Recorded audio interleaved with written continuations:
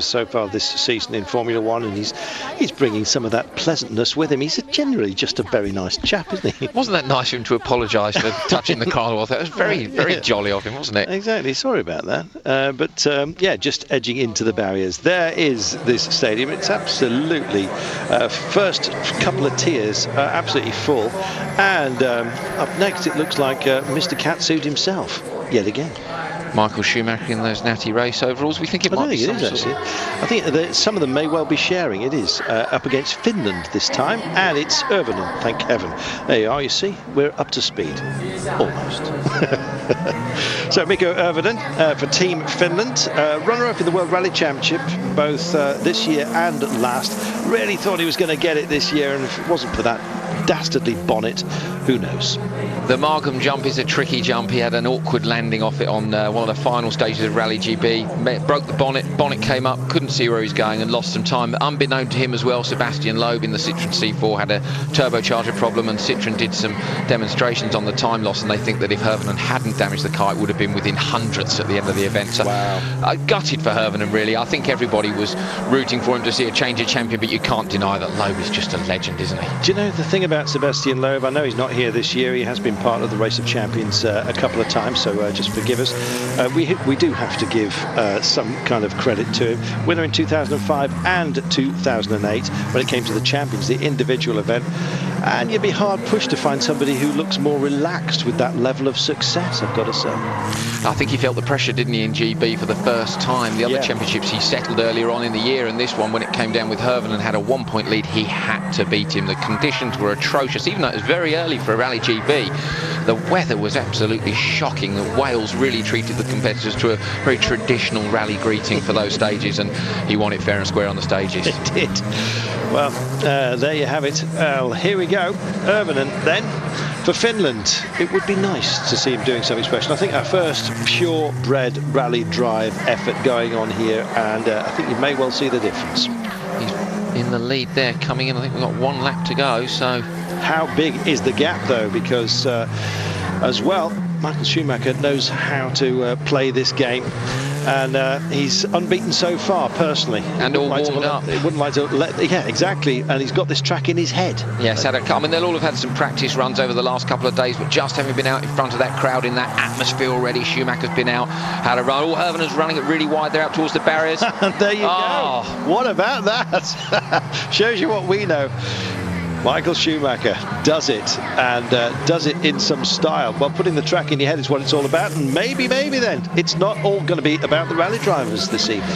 Certainly. I mean, we've seen, haven't we, in the last few years, of course, it used to be the exclusive preserve of the rally drivers, the Race of Champions, particularly when it was held on gravel in the Canary Islands. Originally, it was first held in 1988 as a memorial event for Henry Toivonen, who was so sadly killed on the Rally of Corsica in '86.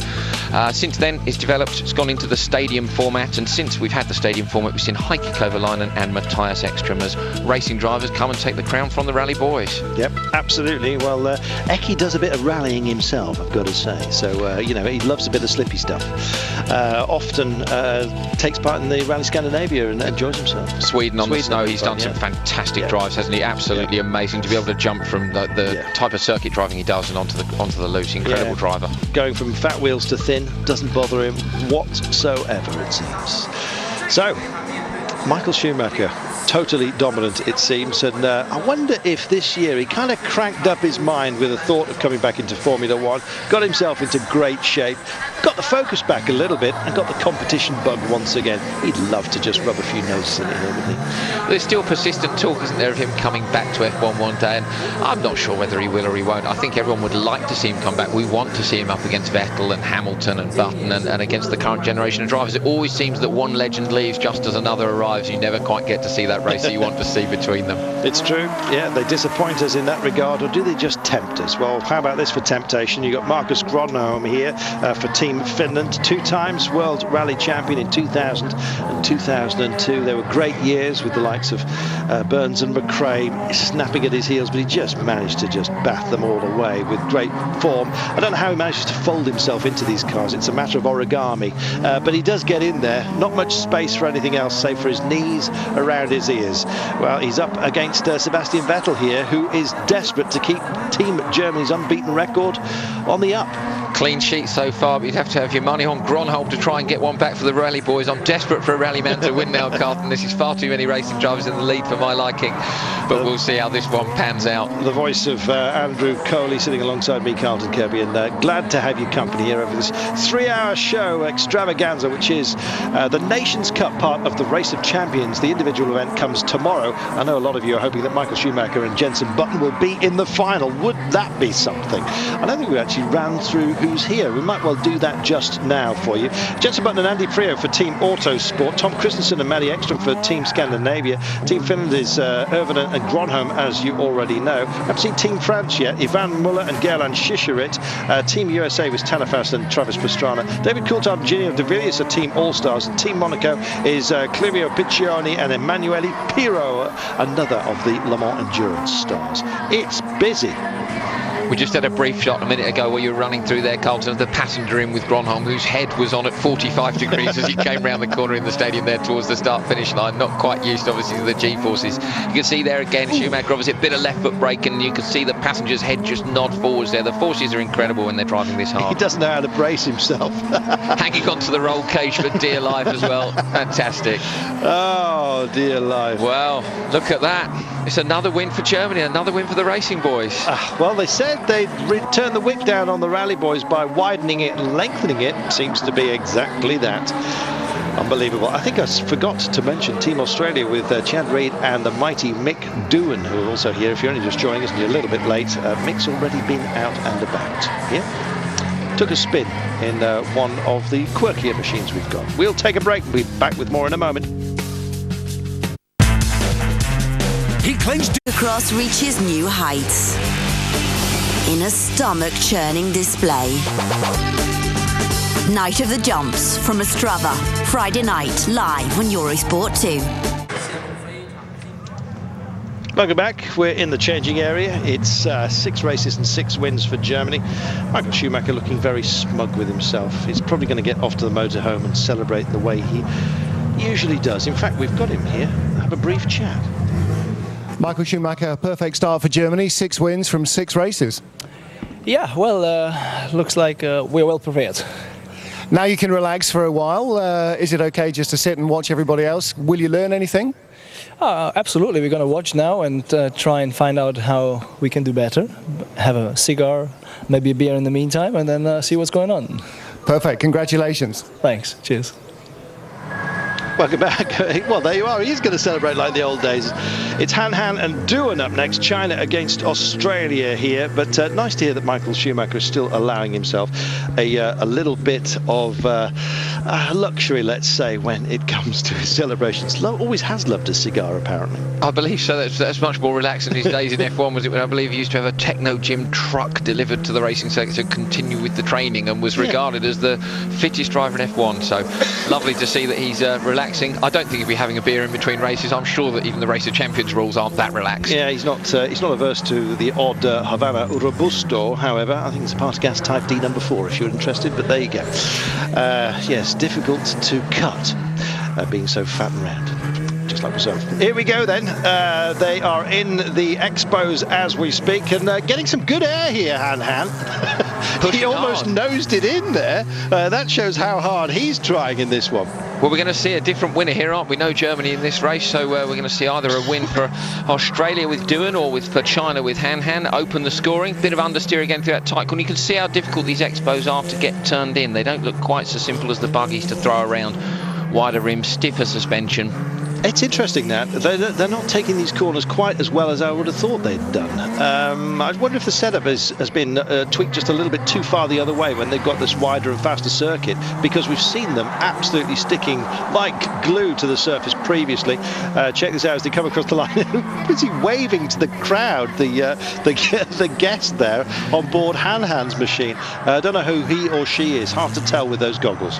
Very Top Gun, the goggle style there, isn't it? So I mean, it seems these cars are a little bit on a knife edge. They seem to understeer on the way into the corners, and then, as we've seen, snap to oversteer. Suddenly we had the Chinese driver in one of the earlier races put the car, beach it over the inside of the track. Again, half spin on the inside lane there, Carlton. It's almost all the way round.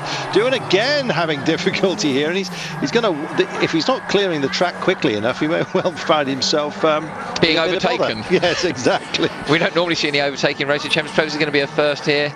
Yeah, Passenger doesn't look too impressed, does he? No. He's thinking to himself in Cantonese or Mandarin, whichever it is. Yellow flag? Yes, it has to be, because there's a car on track and he's going to get in the back of him.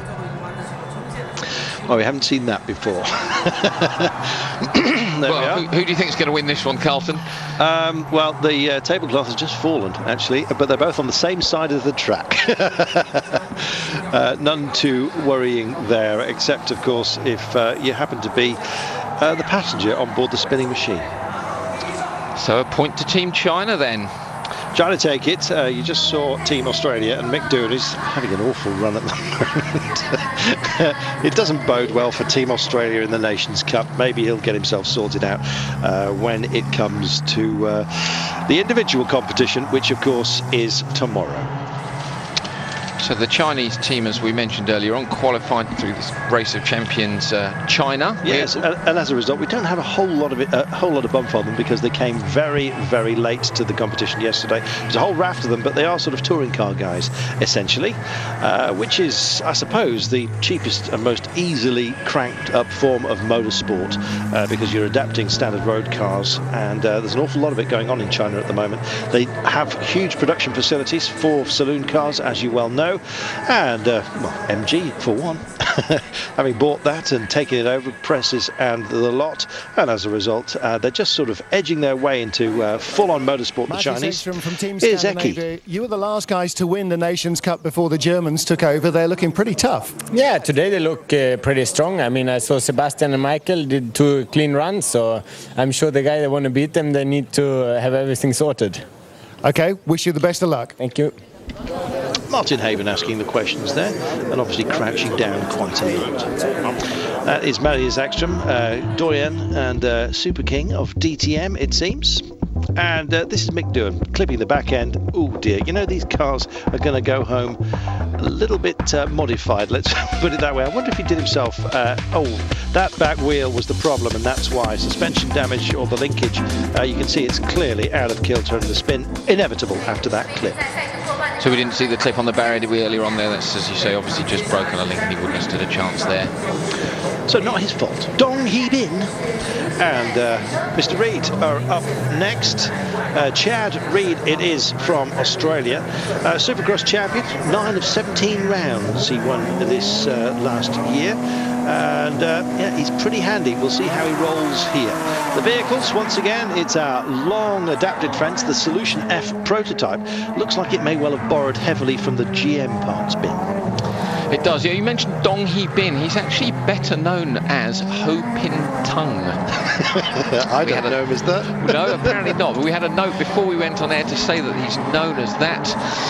And he is A1 Team China, GP2 Super League, and 06 German Formula 3 champion. This is his first appearance at the Race of Champions, or the Race of Nations today. So you remember the old Cowboy series, Alias Smith & Jones? I think you were still an egg then. Well, this is Alias Ho Pin Fong. Yeah, it's the local version of it. We'll see how much of a cowboy he is as he plies his trade right here on this sinuous, twisty circuit designed to give the road racing stars a little bit more help. I think they might well tweak it back the other way, because the rally boys are in trouble at the moment. And the crowd cheer like crazy as Dong Hee Bin, alias Ho Pin Fong, comes across the line. We've got to stop saying that. We'll just call him Bin.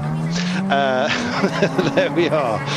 Bin it is at the moment, and he's keeping it nice and tight, you've got to say. He's doing some good lines, throwing in some decent curves out there. He is, yeah, just pushing the rear end wide on some of the exits of the corners there. He's handling the cars very well. This is much more like it. I think the circuit's good actually, Carlton, to be fair. I think it's nice to see it a bit wider and certainly a bit longer speed up the straight. You're going to see more variation in driving styles and more of a chance to catch up if you get behind. You can see here as well, we haven't got barriers lining the inside as well as the outside, so a bit of ditch hooking if you fancy risking a puncture. I think it's a big improvement. So do I, actually. It's nice as well to see that speeds are up just a little bit. It did look a little bit laborious in Wembley Stadium, I've got to say. Back end, he held it beautifully. That was a nice approach, and it's going to spin out for him here. That is very, very good. Workout for him, I mean. Dong Hee Bin, alias Ho Pin Fung, takes it ahead of Mr. Reid. Chad Reid again found out here. I wonder if mentally, as a bike rider, you're taking different approaches, particularly into some of the sharper corners here. Definitely. I mean, they're going to approach things with a different style as well. It's psychological, isn't it? Knowing that you ride instead of drive. Exactly. We'll take a break. We'll be back with more action in a moment.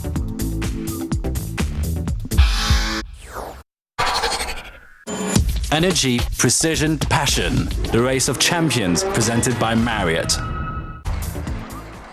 Check it out, Nations Cup, this is how it's rolling now. Team Germany have managed 6 wins out of 6. Team China have picked up a couple of wins. Lot to do for Team Finland and Team Australia. I think we've got Marcus Grönholm. So Marcus, how are you finding the Chinese tarmac?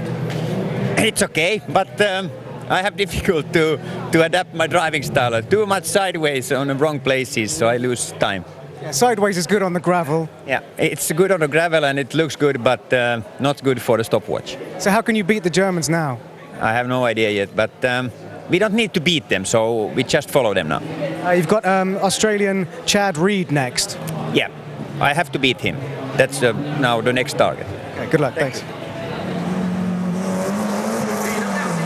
Welcome back, and swiftly underway, and flying a Scottish flag speaks volumes. Do you think it might just be David Coulthard? We were expecting one of the Finns out on course at the moment, so we're slightly adrift of you, and we will wait for them to come across the line. So do forgive us here. Certainly Team Australia, Chad Reid. I don't know why, I thought it was Marcus Grönholm was going to be out next against him, but here we go. Crossing the line for the first time with the Australian flag flying. It's got to be Chad Reid, surely. Going back to the interview with Marcus Grönholm, what a legend, Carlton. You can't beat a Marcus Grönholm interview. I, for one, miss his interviews in the WRC when they used to get him at the finish line and he'd say something horrendously inappropriate and very entertaining live on television. Top chap. Yeah, I remember we were the first people to congratulate Marcus Grönholm when he won the World Championship. And it was a pleasure to see. There we go then. It's Mikko Irvinen. So why is there a Scottish flag flying? You tell me. I must say it's a bit of a mystery, isn't it? Very nicely misleading for us, but according to the schedule, yes, it's Duan against Hirvonen. So Australia really looking to open their account here, and Finland need to up their game as well if they're going to stay on with China. We've got 2 nations from this Group A to go through, so from the 4 which are in it, we've got Germany, China, Australia and Finland, and only 2 will go through to the semi-finals, so there's something at stake here. Maybe he goes to the Isle of Lewis for his holidays or something like that. I would. It is a bit of a. How can I describe this? Pancake mix. It seems to be it seems to be appropriate this time of year. So please try your best to ignore that flag just for the time being. We believe it is not. Let's have a quick check in, and it's not David Coulthard. Otherwise, you'd see those hammy hamster haven't eaten my breakfast yet. Cheeks sticking out from in front of his open-faced helmet. Oh, nice little slew off the back Very end. good. And tidily done by Irvinen. I think they just got the flags mixed up, frankly. Blue and white. Somebody said that, and they picked Scottish instead of Finnish. There we are. Irvinen then it is that gets the result here. Big thumbs up. They've had to get themselves sorted out, Finland. As Grönholm was saying, we need to start following the success of Germany. It is a round-robin competition, so it's not kind of the best of 3 and all knocked out. You'd have to fancy Grönholm now against Reid. Reid hasn't won so far. It looks, according to the schedule, we're expecting to see Grönholm and Reid next. We'll wait and see whether that happens and what flags are flying on the car at the time. But if Grönholm It may can not win... mean anything. No, indeed. Flags-wise. If Grönholm can win, then we go into the last round of Group A, and it will be China against Finland. Winner takes all, because it will be 2-2. So let's hope he does, and that we have a good bit of tension to see who goes through to the semi-finals with Germany, because they're guaranteed already. Germany are already through. Your money's probably got to be on Finland, I would have thought. And job well done. Big smiles from the passenger there, Hervenen with his goggles on, can't see any emotion there. Open face helmets, of course, for the rally boys. They don't have these full face lids that the racing lads wear. And there it is, Team China with 2 wins, but Team Finland are off the mark, and it's going to come down to possibly a winner-takes-all in the China-Finland runoff. We'll see. It is cold. The white stuff you can see on the infield is snow. It's that time of year, Northern Hemisphere, of course, in Beijing. And there is Hammy Hamster himself, about to tuck into a feast of racing for us. Nice to see he's got a stainless steel Daytona on his wrist. I think they were looking forward to the Race of Champions, Coulthard and Jensen Button, talking about it after the Abu Dhabi Grand Prix. Of course, not actually competing together. Coulthard is in the Race of Nations Superstars team, which comes a bit later. And underway once more. So according to our schedule, we've got Gronholm against Reed, but we'll wait and see, as we said. They're staying with the Scottish flag thing. Yes, it is. I hope that you're following this as closely as we are at the moment. But yes, it is still, as far as we know, Gronholm in this one. Across the line for the first time. Would be nice to get a time difference between the pair. Chad Reed, used to biking. The Australians, really, they've sent along a couple of riders here. Mick Doohan, it's not his first time in the Race of Champions. It was a semi-final in the Legends and the ROC, the Race of Champions Southern Europe. We've got all kinds of knockout events these days that bring people to this top table of this end of season festival, if you like, and it's always good to see. Here we go. It's not very fair, is it, really, Carlton? Don't you think we should have some bikes here to even things up a bit? I think so, yeah. Maybe do a bit of MotoGP and freestyle motocross, I think. What do you reckon? It was freestyle, that was the word I was looking for. Yeah, I'd like to see a no-hander lander from Marcus Gronholm. Or indeed or a Superman or something like that. Knack backflip maybe from Michael Schumacher. I gather he's had a few big stunts on the bike this year, but they appeared to end in injury rather than glory, so perhaps not. Bless him. Yeah, that neck problem seems to have become suddenly a thing of the past, but clearly a full-on Formula One race takes a much greater toll than it does here at the Race of Champions. A Race of Nations today. It's the Nations Cup. In case you're only just joining us, it's where drivers from similar backgrounds in terms of their nationhood race with each other for the national honour. And the flag falls once again, and it's Australia who've got the better of Marcus Gronholm. Can't believe it. Where did Marcus go wrong? Well, he said in his interview, didn't he? He's been going too sideways, so maybe he is going too sideways. Maybe he's having too much fun. Just can't quite get the car hooked up, and unfortunately he's lost out there. So he's going to have to see the points table before we figure out who's going to be fighting for that second place to go through with Germany. Wow, well, something of a surprise. We're going to have to take ourselves a short break here, but Marcus Gronholm's just taken a hiding from Mr. Reed.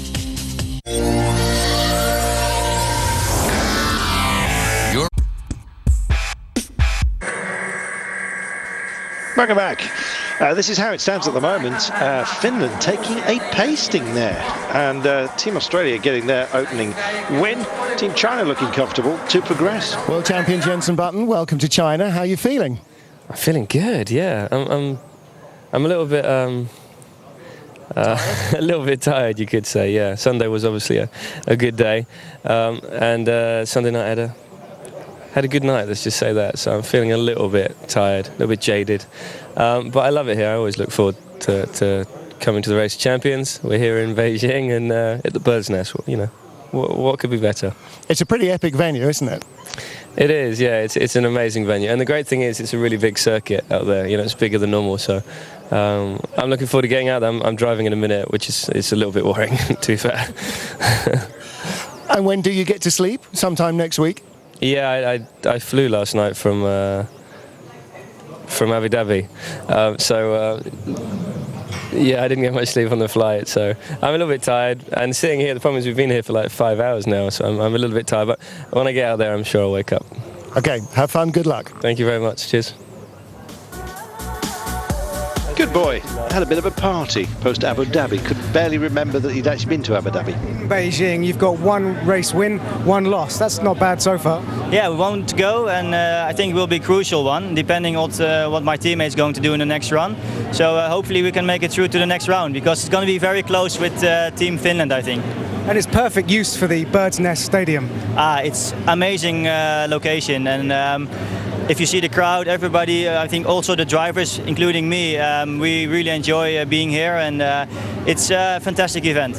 And you get to drive against the best in the world. Yeah, that's even more special, of course. I mean, it's the only event in the world where you can measure yourself with all the top drivers from all different racing disciplines. Good luck. Thank you. Well said, you've got to say. It's kind of summed it up. Lovely little potted history for you there of exactly what we've got here. I think it's Hirvonen against Han will be coming out next. Looks like Han has already gone. They need to do something special here. Gilles Chicherit, first time at the Race of Champions. You had your first ever drive in a World Rally car in a Ford Focus. Tell us about it. It was amazing, except the first run when I tried it. I didn't switch on the stage mode, so I was say shit, what's happened? And after they explained to me I have to put on a stage mode, and it was amazing, really much better for sure.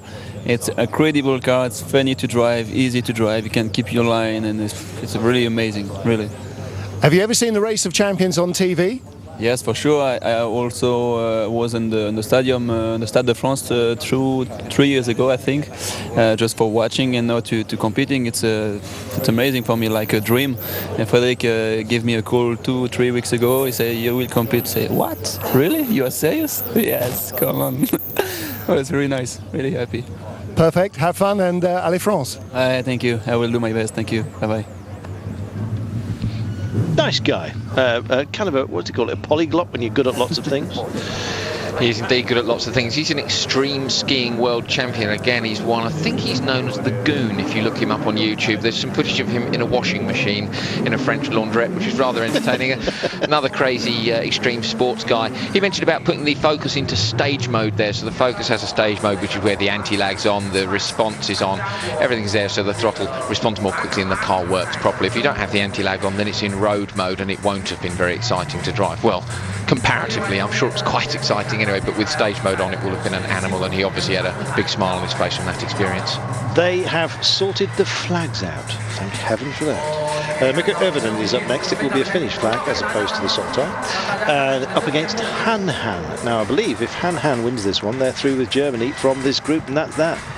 It's looking that way, isn't it? So we need to see Hirvonen. Hirvonen has taken one win. He beat Doohan in his previous race. So in the buggies as well.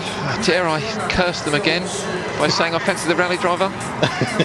Probably.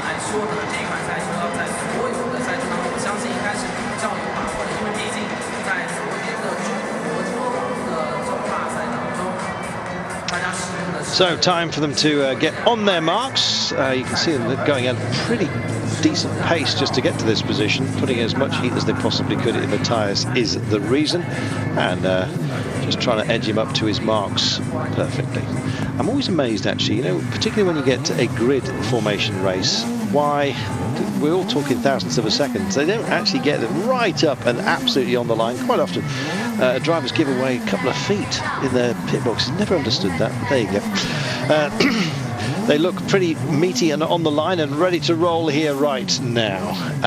It is the race of the Nations Cup today on this Race of Champions. I was going to say, almost said weekend there, but didn't quite happen for me. Brain fade. It is my birthday after all. Happy birthday to me. Happy birthday to you, Carl. Thank you very much. Han, it is. Got a kind of a stuttering start there. Went for it, backed out of it and went again. We'll see how this one comes round. Gronholm, incidentally, got himself into the barriers. Didn't quite see it, but he actually straight lined down one set of barriers, and I think had to just back out of it, and as a result got himself into just a little little bit of bother. These cars, you know, they seem to be the most adept around this track. I didn't think they would be, but they are. They're chuckable, aren't they? That's what's fun. You can see the suspension's quite soft, the way the car leans over a little bit.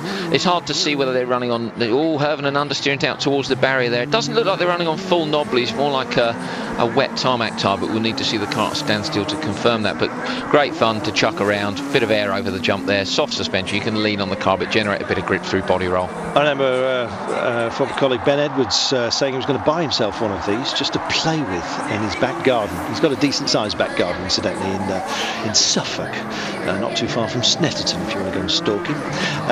So there is Han. Understeering at the same corner as Herven there, in fact. Exactly the same problem, but managed to recover it rather well, I've got to say. A little bit of what looks like snow has drifted onto the track. It is an open arena, this, and you have got... It is damn cold. Oh, and he's just thrown it away by the looks of things. Now, was that where Gronholm also got it into the barriers? He's run it up alongside the barrier there, hasn't he? Perhaps we're seeing some weather which we can't quite see on the cameras here, Carl, is making it a little bit more slippery. It's looking a little bit more unpredictable here. Little lift of the rear wheel, chuck of opposite lock. He's throwing that around nicely, isn't he? He is. Just look how that suspension system's working, and you see the front wheels actually leaning into the corners as well. It's a terrific little machine. No wonder Ben was tempted. He's really got a wiggle on there. He's really using all the track. The cameraman, now I wouldn't have been surprised if that had been a stand back. This is going to be close. This is going to be one of the best races so far. This line's coming up right now. It's not going to straight out until this moment. Bang, bang.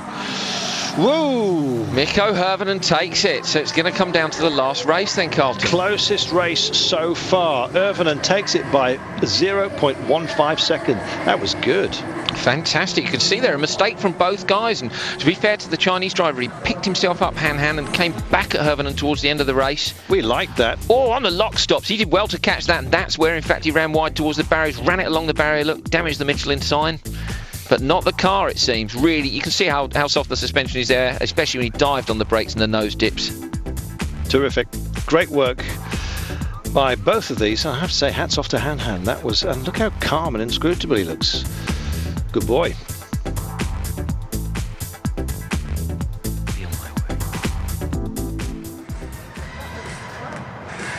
So check it out. Germany's maximum 6 wins out of 6. Team China and Team Finland. Now it's going to be between those two. Andy, welcome to Beijing again. Well, for the Race of Champions again, but first time in Beijing. Absolutely, yeah. Great to be here. Bird's Nest is beautiful. Beautiful stadium. The track is great. So, yeah, I'm looking forward to my first race in a few minutes' time. A little bit apprehensive, but, you know, in a nice way. Well, you've been watching the early races. Getting any tips on how to drive that circuit? It's very difficult because there's obviously various lines, but all the cars are so different. It really is about adapting to the car. There's only one real quick line, and the cars are the most important thing to adapt to. So many different cars, you know. I think I've driven 5 different cars yesterday in practice with only 1 or 2 laps per car, and it's quite hard to know how to launch, for instance, the rally car. You know, it's not as simple as putting it in first gear. You have launch control, you have to select first gear, pull the handbrake, release the clutch, full throttle, you know, and it's all in the heat of the moment. It's yeah, that's the challenge, I think. You've got to remember all that and then win. Absolutely, yeah, and you're against some pretty good guys, and I've really noticed this year, I mean, everybody seems to be really organised and focused, and it's going to be tough, but, you know, we want to have fun. It's a nice way to end the season, but at the same time, we're all like a little bit competitive, and we want to have a good end to the season. So we'll see. Let's just hope we get through the first race, have a good, maybe have a win, and then the momentum will start for the rest of the race champions. But fingers crossed. Your season's not even properly over yet. No, I've still got a race left in Macau, and had a really good season. Happy to the performance has been good, and hopefully I can go to Macau and have a weekend like I had in Japan. That would be great. Thanks, guys. Cheers. Nice to see Andy Prio on high at the moment. He's had a mixed time of things. He said the car's not been the problem. He's one of those guys who just tells it absolutely as it is. In Okayama, could have doubled race 1, which is a rare thing with a reverse grid system in the World Touring Car Championship, but he could have done it had he not been acting as a wingman for Augusto Farfus, who's still in the championship race. You may well have seen that this weekend. They've still got Macau to go, so he's in the right part of the world, so he can kind of settle himself in right now. Bit of competition, and yeah, nice to see him functioning so proudly. Yeah. You had a good introduction to car racing for the first time. How's it been? Yeah, I had a few losses and won one, so I got to redeem myself at the end there. But man, what a blast! You know, I flew in from Oz on Sunday night and just here, you know, watching a lot of amazing people. Well, you won against Marcus Gronholm. He's won this event before, double World Rally champion, so he knows how to drive. Yeah, no, so that makes me feel a little better, you know, being able to get one win up on him for sure. So, you know, like I said, I'm just here having a blast, and, you know, me and Mick are just having fun. Apart from the motorcycle engines in the buggies, is there anything at all from your background that prepares you for this? No, just the fact that racing's always racing. You got to be in it to win it, and you got to make no mistakes, and best guy always wins. Well, there you go. You beat a double champion. I'll take that. Chad Reed, what a nice bloke. Could you possibly hope to meet? And he says, first time he's competed in cars. Well, all credit to him, because you heard what Andy Priya was saying about the difficulty of mastering these machines. Yeah, it was nice to see, wasn't it, that Chad was so excited to be at the Race of Champions. It's a real honour to get invited to this to represent your country. You saw Gillan Shisharit earlier as well, was obviously chuffed to bits to be invited to the Bird's Stadium. Yeah, terrific. So, here we go again. It's just drawing to a close, this opening group of competition.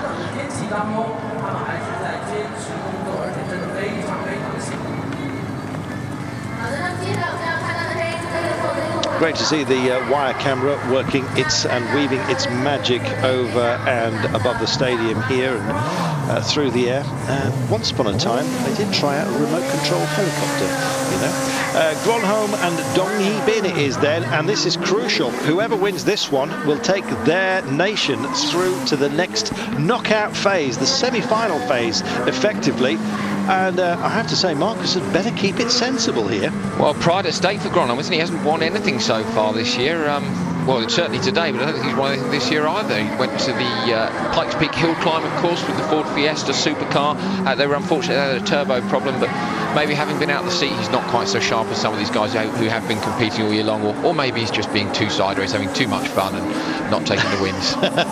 Maybe that. Maybe it's a question of too tall to race. Finally, he's been found out on one of these lighter machines here. He does keep his weight down remarkably for a guy who does come in at around about 6'3", which for a racing driver, he can be on the bottom step of the podium and look like the winner when they're handing out the cups, because he is so tall. Exciting rumours about Gronholm for next year. He's talking about making a possible comeback in Petter Solberg's World Rally team. It would be a limited programme, we understand, or leaning on it there. Very, very close, isn't it, this one? Very tight.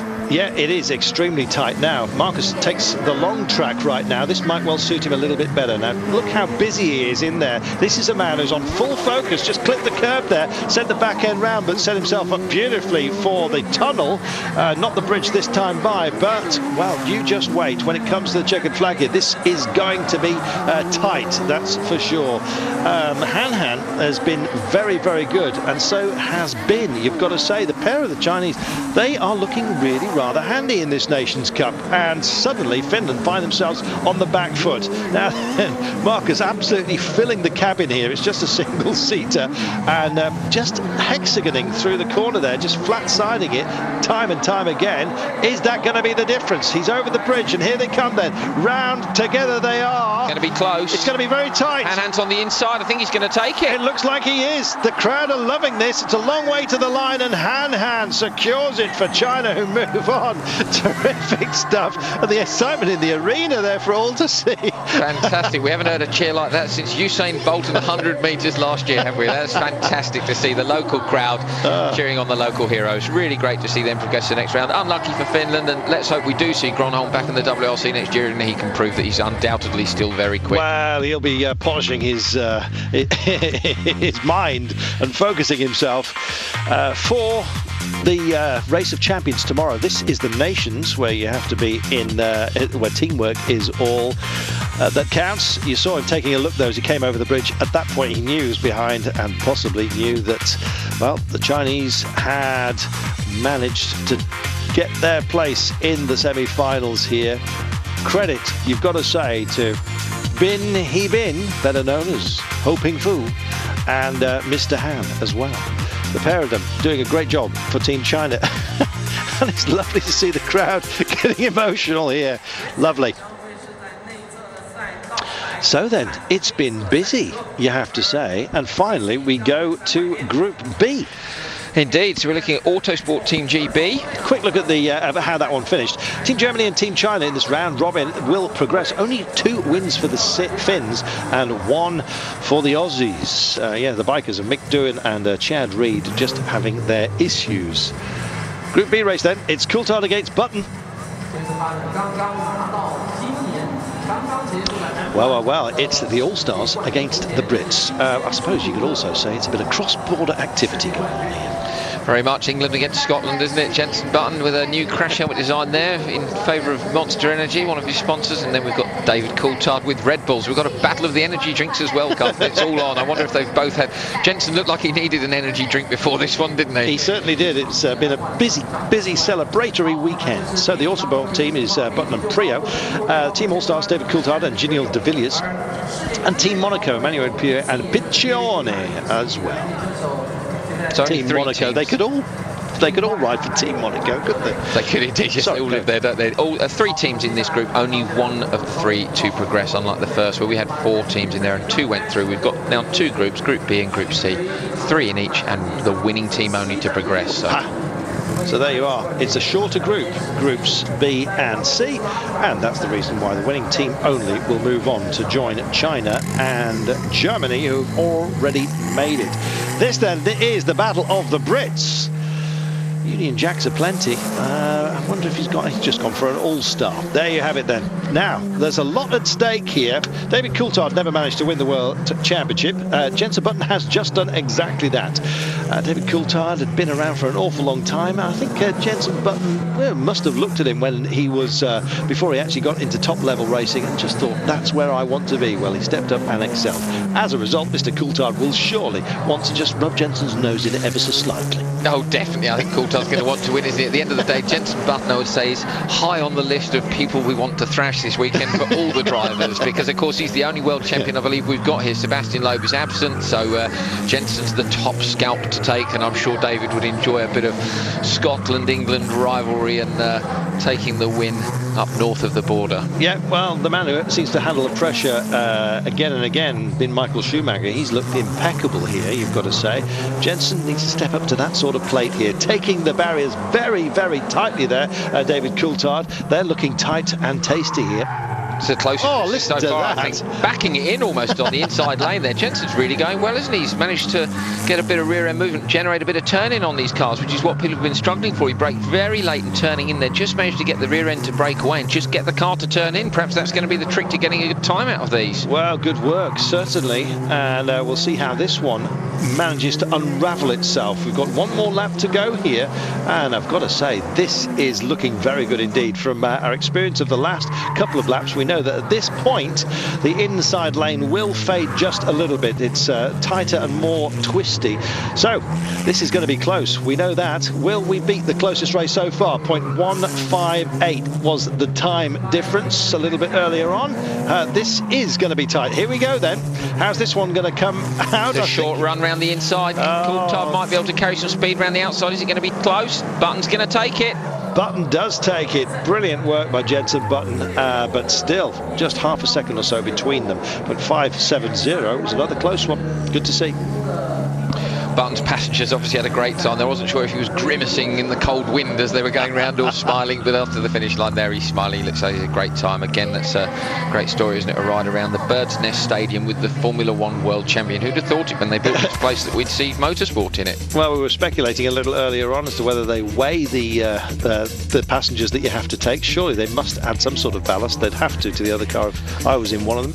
But believe me, I don't think they do, frankly. I think you just take it. Take your punishment. Coulthard using a bit of curb there. You can see with a stiff car, it lifts the whole car up in the air, unlike with the RX 150 buggies earlier, where it just lifted the wheel, lots of suspension travel. Not sure you want to be using the curbs in the Expos. Well, he almost nosed it in and took out the front splitter there, but managed to get away with it, thank heaven. So, Autosport Team GB, I believe it's a magazine. The All-Stars and the Brits. Well, they've been nasty to me. I'm sure they'll forgive us. So here we are. On the line it is. Yeah, a lot on the line here, you've got to say. It is all about the racing. Gilles de Villiers against Andy Priaulx. Two very different forms of motorsport up against each other here. Gilles de Villiers, of course, Dakar champion, and a general good guy, you've got to say, the South African.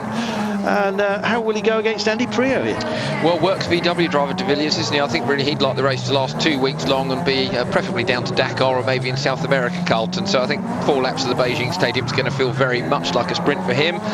Priaulx, these cars are probably more suited to him, of course, as you were saying earlier, world touring car driver for BMW, and had an improving season, I think, but a fantastic record as a driver. So close run thing, let's hope. Let's hope. These cars really sound fantastic, you've got to say as well. They look quick, and they are. It's the turning that's a little bit of an issue for them by the looks of things.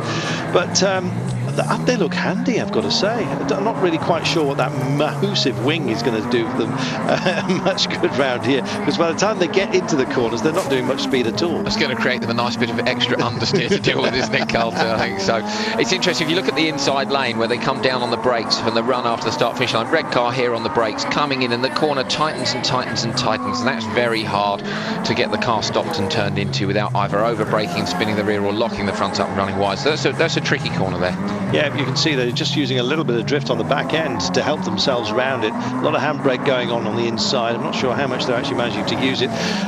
If you had to pick one or other of them, you'd probably say Andy Priaulx is not going to be the quickest, I wouldn't have thought here. But, you know, I'm not going to hold my breath on this one at all. Looks like he's doing the business at the minute, It is, right, he is right now. It's going to be very, very tight. Yeah, I would have said if it was rally style, it looks like it is with a longer vehicle coming in here, just having to throw around the back end. Bit of tarmac work, a la Gilles Panizzi, not quite a full 360, but well, we'll see how this one eggs itself out. Andy Priaulx's looking handy here, you're absolutely right. It's not quite there yet, but it is almost. Look at this. Coming around towards the finish. Priaulx takes it. In fact, he's taking it comprehensively, isn't he? Country mile is what we're talking about here.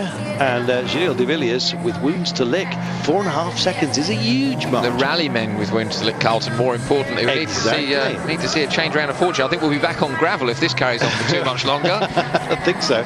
Well, they did try and iron out the perceived advantage of the rally boys, and they've successfully done that. I wonder if they've gone a bit too far. Well, we'll find out. We're taking a commercial break. We'll be back with more action live from the Bird's Nest in just a moment.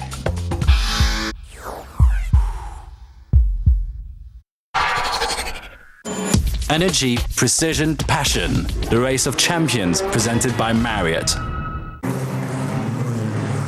Welcome back. Jenson Button, you can see from his newly liveried monster helmet, is out, and you are live here as he takes on Clivio Piccioni of A1GB Team Monaco fame.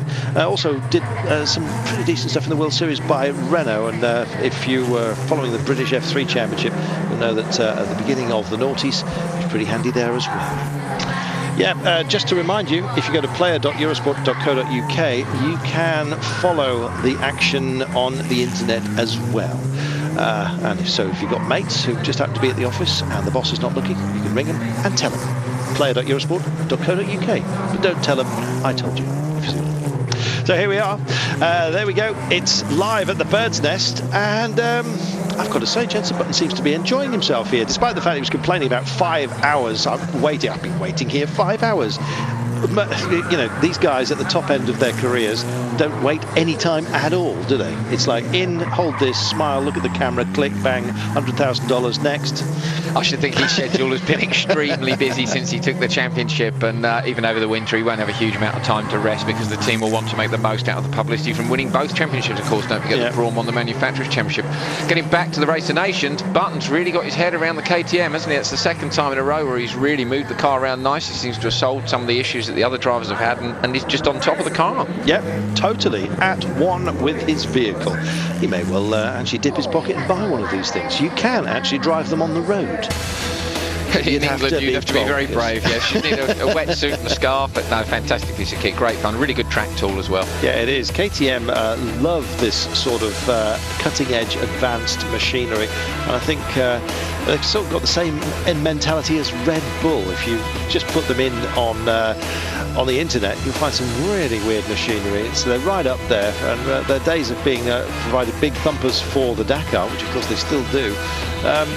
You know, they're kind of moving into other areas, KTM, big time, and that is just one of them. So there we are, Autosport Team GB, looking handy with 3 wins out of 3. So, David, in your first race, beaten by the new Formula 1 world champion, Jenson Button. Yeah, no, I think I was a bit too conservative. You know, I was psyched out with his championship. But, no, it was a tidy run, and he was just a bit quicker. And talk about this this Monegasque team, a kind of an unknown quantity, aren't they? Yeah, absolutely. But it didn't seem to go so well for them there. Well done, son.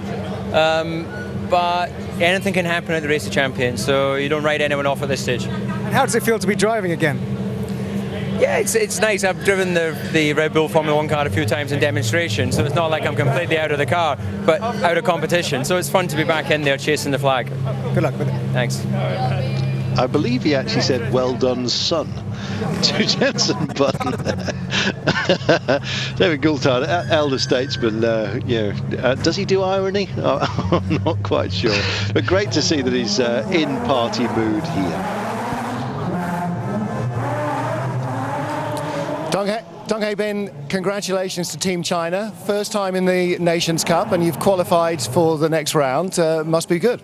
Yeah, well, it's great. Obviously, it's great to be here in any way, but to have qualified for the second round is amazing. I mean, I had 2 really good races. Unfortunately, I lost from Sebastian Vettel, but I mean, he's one of the best drivers around currently, and just had to get into the rhythm maybe a little bit. But yeah, I'm very confident for the next few races which are coming up. Crowd support is a big help, and there's a big crowd here in the National Stadium. Can you hear them? It's a great crowd. I mean, there are a lot of people, and when you are in the car, after I crossed the finish line, you could hear them cheer. It's amazing. The support is tremendous. I'm sure there'll be more noise next time out. Good luck. Thank you very much. It has been a terrific atmosphere here, and as Martin said, there will be a little bit more noise next time out. I imagine there will. The crowd kind of need to sort of G themselves up and be... you often find this with Chinese audiences, I've got to say. They kind of need to encourage themselves to have a good time. A bit like us Brits, they can be quite reserved, yes, aren't they? They can. Unlike our European friends who tend to be very lively at these sorts of events. So it was great to see them react so well when China went through to the second round, to the semi-finals indeed. So Emanuele Piero it is right now, up against Andy Priaulx. Andy, who I think would probably be at home in this car, and one would have thought, mind you, our guesses have been completely lousy so far, let's not forget that. One would have thought he'd have the edge over Emanuele Piero, who just flew there, and once again almost readapted the front end. Somebody's going to nose it into the tarmac, aren't they? We've been lucky so far. We haven't had any major stoppages other than the KTM, which was slightly beached over the edge of the circuit earlier on. It's been good. I wonder if that's just because we've got a wider track, Carlton, so people are having a little bit longer to adjust. Really sliding it around there. Yeah, absolutely. But once again, busy inside. You can see how hard that steering wheel is having to work here. Not exactly smoothing around the corners, but then again, when you do get to Le Mans, it's got some long straight bits. Here we go then, Andy Priaulx with what looks like a marginal advantage at the moment. But once again, it's hard to tell. He was brave on spin out. Brave on the way into the quick corner at the end there, Priaulx, late on the brakes. But it's going to be a close run thing, this. I think one more win, actually, and it's going to be very hard for anyone to beat Autosport Team GB. So, let's see what happens. They're looking lively, and this is also looking like a very, very good run. That looks like an unbeatable difference, despite the fact that he's on the inside, the more, the tighter, more focused part, more technical area for his final lap here. Lovely little S you've got to negotiate before you do get to the jump, which kind of negates anybody nosing in and destroying the cars, which is probably a very good thing as part of the design process here. It's going to be closer than we thought, but it's still a handsome win, you've got to say. Thank you very much, Andy Prio. 1:56.002, and just shy of a 1.5 second difference between the pair of them. Emanuele Piro, first time out here for the great man. 4-0 to the Brits there, Carlton, which means that these next two races between the All-Stars team of Coulthard and de Villiers and the Monaco team of Piccioni and Pirot will just be for the runners-up spot in Group B, so there. GB qualify. Academic. GB are marching on, which is good news for us. Unless, of course, you're happening to be watching Eurosport World in Asia, in which case, sorry. So they're taking a flight out here on a number of occasions. Jenson Button said he took a very late flight from Abu Dhabi because of his partying. I imagine that was one we would have all liked to have been at. He gave the impression he might have spent some time in the upper class bar on the flight as well, didn't he? So I think done with 5 hours in bed. Well, he's changed his helmet. He'd probably change his liver if he could.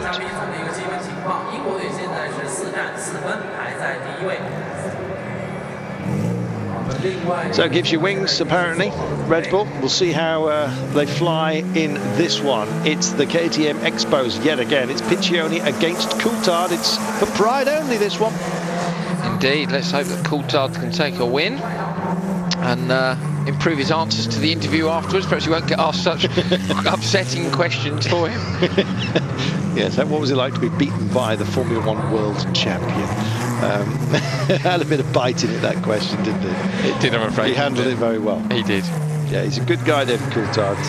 He's an absolute gent. Remember when he won Monaco for the first time in Formula 1? It was, he looked rather inscrutable until that moment, and then, the tears were in the eyes, and it was just fantastic to see. And we all realised at that point that deep underneath this knight in shining armour, there was the beats a sensitive heart. Let's put it that way. He's a great guy. So here we are in this one. I like these KTM Expos, I've got to say. I would love to have a crack in one of them. Last year we saw Martin Haven being driven around while trying to commentate in one of them. It was a mixed success, I think. Very close. Coulthard seems to have the edge. Although he's run a little bit wide on that tight infield section. That's the bit that's causing all the problems. It's going to be interesting to see later on when we see some of the other vehicles get introduced. We know we've got the Ford Focus World Rally car here, which all of them seem to have been enjoying driving in the practice days. So it's going to be nice to see how some of the more chuckable cars react to that tight infield, see whether we get some... They've been talking it up, haven't they? This is going to be a very, very tight one by the looks of things. Let's just see how this infield works now for the Monegasque team. Coming round now for one last hairpin for the British. Coulthard emerges from underneath. Scottish Saltire crash helmet design there. Very easy to spot when he was in his Formula 1 days. Last corner. And I've got to say, rather easy performance, and if only it had gone so easy earlier on for them. The All-Stars beating the Monegasque this time. Piccioni put to the sword by David Coulthard. Pride restored. Yes, I can say that. So we'll take ourselves a commercial break, and then we're back with Group C, France, Scandinavia, USA.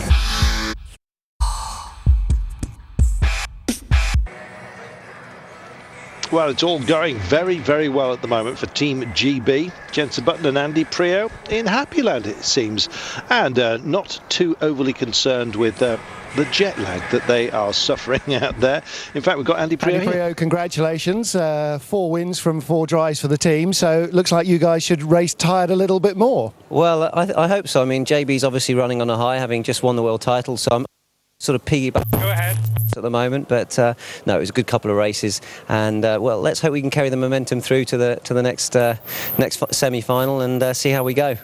You may not have the Wembley roar, but I'm sure there's lots of people shouting from the sofas for you. Oh yeah, I'm sure there's lots of people at home. I know the family are watching, so hi to everyone back in Guernsey. But yeah, let's hope that we get a good crowd when a good applause if we win a few more races. But you know, the atmosphere is obviously not quite the same in terms of the crowd as Wembley. The British crowd is fantastic, but I mean, what an amazing stadium we have here and an amazing event. So yes, and the track is really fast, which is good fun as well. So I'm enjoying it.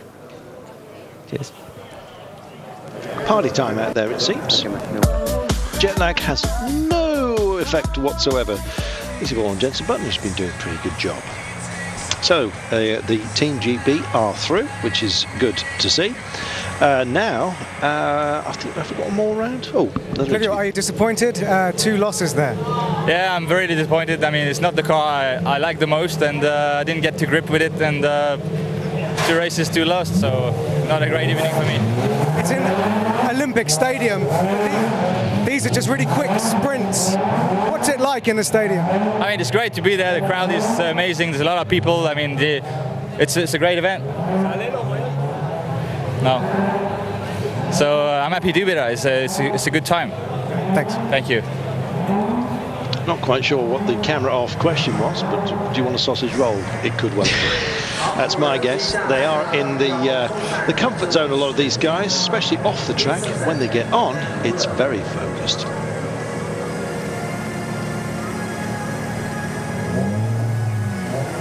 So here we go. It's Pirot against De Villiers. Giniel against Emanuele. Looking for a name for your newborn. Here we go then. Now then, last time by, both of these two had their problems. Giniel De Villiers didn't shine as brightly as we thought he might have done, and Emanuele Pirot got beaten as well. They did, so it's another race just for pride here in this Group B qualification section of the Race of Nations. We've already seen Team Autosport GB go through with Jenson Button and Andy Priaulx, 4 straight wins.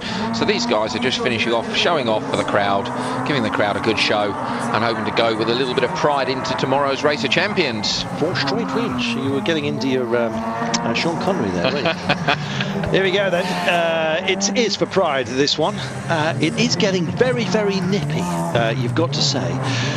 There is a sort of a heat mist which is starting to come around about the lights here. Oh, that was heavy down. That was very, very heavy off the jump there. You can see exactly what Pirot's up to. He was in the red car last time and almost took the front splitter off that one. He's busy redesigning the white car now. It's very close, and of course they've got nothing left to lose, have they? So whilst they won't want to damage any cars, well, they're already out of the competition. They're not going to be quite so worried as they were before, are they?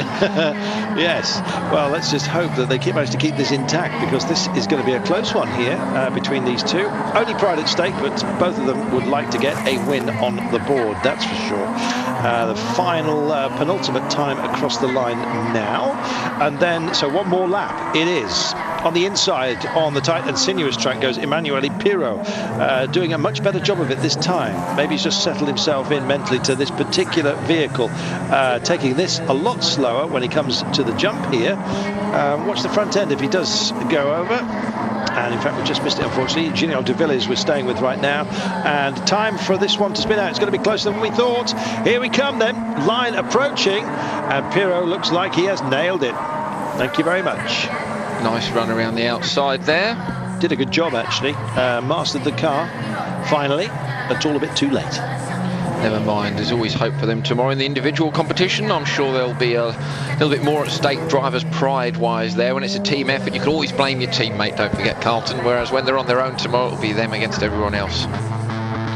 This is how they flew, quite literally. It's been busy.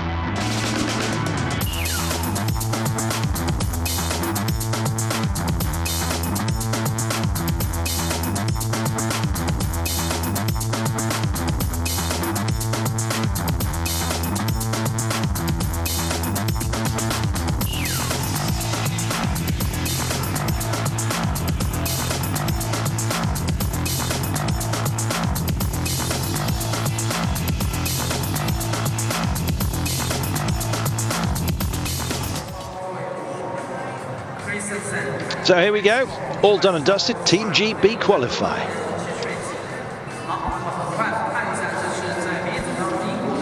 So, time to move onwards and upwards. It's the Race of Champions Nations Cup right here, right now, and it's been a busy time of things. Australia, well, they came up against the Germans. Germany were just absolutely supreme, were they not? The opening Group A, had more in it, and as a result, 2 teams qualified. There were 4 teams indeed, as you say, and 2 went through. Germany went through with 6 straight wins and looked very strong. Of course, winners from the last 2 Race of Nations Cups at Wembley Stadium, Germany, with the same team, Vettel and Schumacher. They're looking strong again this year. They all absolutely are. They were joined by China, who thrilled the crowd here.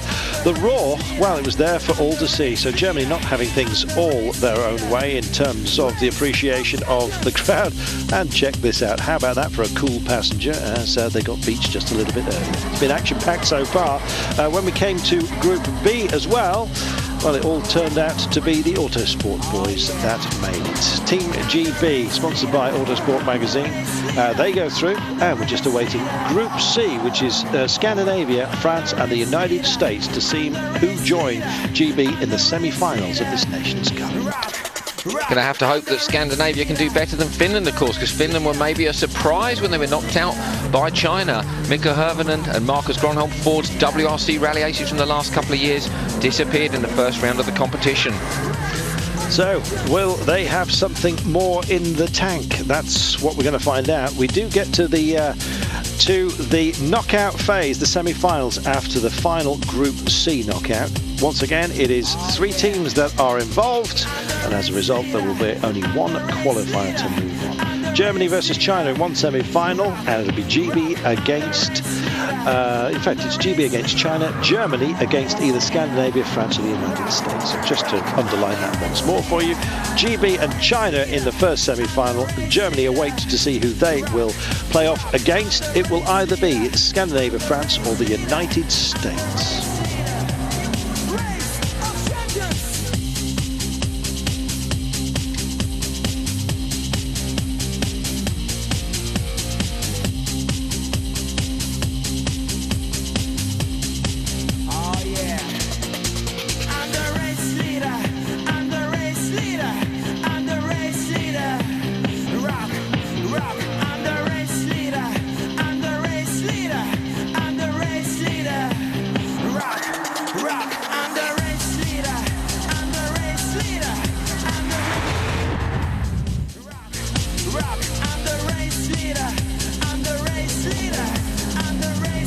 And we're just checking out the highlights of Group B. It was some superb work, you've got to say, by both Jensen Button and Andy Prio.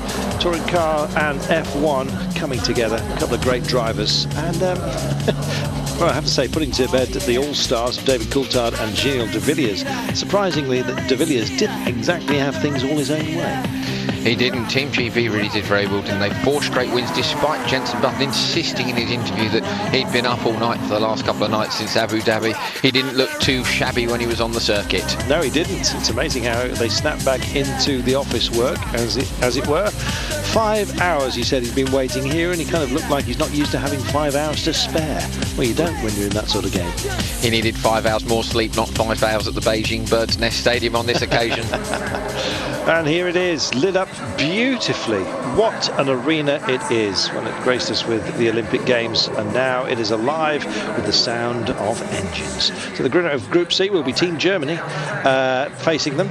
Either Scandinavia, France or Team USA is what we have left from the group phase before we go to the semi-finals. Then it'll be Team GB against China in the other semi.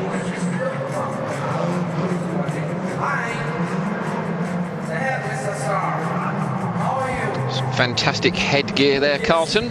Yes, I'm not sure what they had to skin to get that, but let's hope it was polycarbonate. So here we are. You're in the Bird's Nest. It is the Race of Champions, and the Nations Cup part of this end of season festival. The individual event, the Race of Champions proper, will take place tomorrow, and that will also be live on Eurosport. And if you want to follow it on the internet, player.eurosport.co.uk is where you get it. Oh, it might be player@eurosport.co.uk. This is a really legendary lineup we've got here. If it goes according to the schedule we've got for Scandinavia, we've got Tom Christensen, multiple Le Mans winner, against Ivan Muller, legend of Andros Trophy ice racing and touring cars, of course. So if ever a man was suited to these looking at sinuous tracks and different cars, it's got to be Muller. Ivan Muller wears a beard to keep his chin warm in the ice racing conditions, and you've got a bit of snow, as you can see, knocking around the infield here. They've swept it off the tarmac which has been laid. There are many tons of it. I don't think we've given the stats on this just yet, but we will do. How did they build this track? Well, they took 4,000 tons of gravel, asphalt and bamboo, believe it or not. The bamboo was put down as a layer to protect the beautiful Olympic facilities underneath, and then the gravel and tarmac on top to finish off the track. Of course, a tarmac track rather than gravel. Gravel cuts up very badly and requires quite a lot of maintenance. A tarmac track is much easier to run 2 days of consistent competition over. Well, there you go. A little bit of bamboo flex underneath. More on bamboo and its wonders in just a few moments' time. Let's just check how they come across the line here. And Tom Christensen, who is just phenomenal, legend of Le Mans. Will he ever be beaten? He's one of those kind of characters, really. Yes, of course, he can be, as Peugeot have proven, but he will be back, and of course, so will Eurosport for this year's endurance event, and look forward to your company for that. You are live right now, though, at the Bird's Nest here in Beijing. I have to stop myself saying Peking again and again. There you are. One more lap remaining in this one. It's tight. Unique flag flying there on top of the Scandinavia team. Of course, we've got a hodgepodge of a couple of flags from Scandinavia up on the top. That's a Sweden unique and Denmark. At least it's the right one, unlike earlier on when we had Scott. Oh, back end clipped at the inside of the tunnel there. It was on the passenger side as well, and I hope the passenger's okay, but that's the end of the car. I have to say, check this out. He's not going to have any drive there. Back end slewed into the tunnel, and that's race over. And I'm actually wondering whether the Expo's going to be okay or whether he's done a coulthard here. Good to see they're both okay in the car there. He's run wide. You can see from the camera angle we saw, we didn't see where the impact point was, but basically he's clipped the rear suspension there. And it's race over. I don't know whether he's beached or whether the car's broken. That's a shame, though. He was leading Carlton. I mean, we were just talking about what a fantastic performance he's put in all those Le Mans wins, and unfortunately today he hasn't gone his way. Well, that bit, you know, Tom Christensen is going to be a bit embarrassed about this. I have to say. I know David Coulthard was when he got into one of these machines as well and damaged it. I hope I'm remembering that right. There's a lot of frowning going on. There is frowning, and they're looking at the back axle here, and I think it might be curtains for the black car. They will have a reserve, I think, after what happened previously. Let's hope they have anyway, because it would be a shame if the fun's over for this machine. Let's check it. Here we come. Watch the back end. Couldn't have been worse. Well, while they sort that out, we'll take a break. We're back in a moment.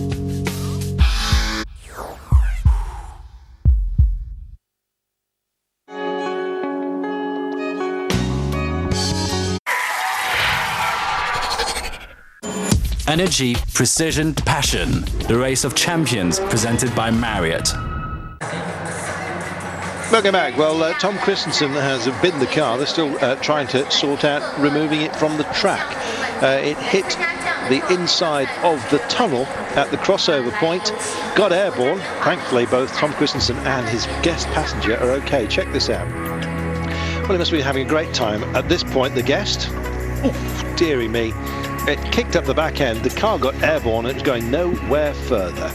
They very sensibly got just one concrete barrier just before the wall there, so you can't directly hit the wall. He's unlucky. If that had been a line of plastic barriers, you can sometimes lean on those, fire the car back in. We've seen people bounce off them before. There was no bouncing off that. I think you were going to win that one anyway before his crash. It was tight. I was a bit just behind him after the first lap, but I was pushing hard, and I think I covered the gap before he crashed. It's like this. And what does it feel like out there in the stadium in those open-top crossbows where you can see and hear the crowd? Yeah, for sure. It's different than any time else on the circuit where the people are a bit further behind the fence. Here it's much closer. The people are much closer. And then we feel cold because it's freezing. And good start for France. Yeah, good start. Hope we keep going like that. Well, there's a vehicle on course at the moment which looks a little bit slower than some of the vehicles that they're contesting with. Oh, here's Travis. Sorry. Yeah, Travis Pastrana, you're watching with great interest. You're going out in a couple of races, but there was a big intake of breath with that incident. Oh, that was huge. How would you like to be the co-driver on that one? Everything's going good, and all of a sudden you're up into the bridge. You shouldn't be doing that. They get an exciting ride if it's clean. Yeah, I'm going to try to avoid that. No spins, no flips in the cars today, so we'll see. I don't know. Chad Reed did pretty good over, I couldn't believe, with Gronholm. I'll never hear the end of it if I lose both mine, so we definitely have to get USA up on the board. All right, well, listen, you need to go and get ready, so we'll wish you good luck and see you soon. Thanks a lot, guys. Appreciate it. Cool. Well, the ex-fighters are out there to enthrall the crowd while they do the clear-up. It's great planning that they've got this sorted out. Wow. Now, is he going to do a no-hander lander? Or is it a crown jewels sit-down? I've just made that one up. Some uncomfortable landings are possible with these, I tell you, but a backflip. First man ever to do a backflip in one of these, Travis Pastrana, who's going to be out racing a little bit later on. I think he's actually managed to put in a double somersault as well. He did. He was the first person to pull a double backflip at the X Games in Los Angeles a couple of years ago. He's a real extreme sports legend. He's kind of moved on from the bikes now. Works driver for Subaru USA, multiple USA rally champion, and I'm quite looking forward to him coming and having a go at the European lads in rallying, hopefully in the near future. So why, when you've got a life like that, would you want to risk it by chucking yourself out of an aircraft without a parachute, hoping that your mates catch up with you, hook you up, and then you land together? Go to YouTube and have a look. Bonkers. I understood as well, in fact, that Subaru had asked him not to carry on with the extreme motocross riding, obviously because of the risk of injury, but I wonder what they would have thought when they switched on their computers and viewed him throwing himself out of an aeroplane. Perhaps they regretted banning the simple, not dangerous backflip on a motorcycle. Quite possibly. Well, he'll be out next and we'll see just what he does. He won't be on board a black Expo, that's for sure, unless they brought a spare car that happens to be that colour. We'll see.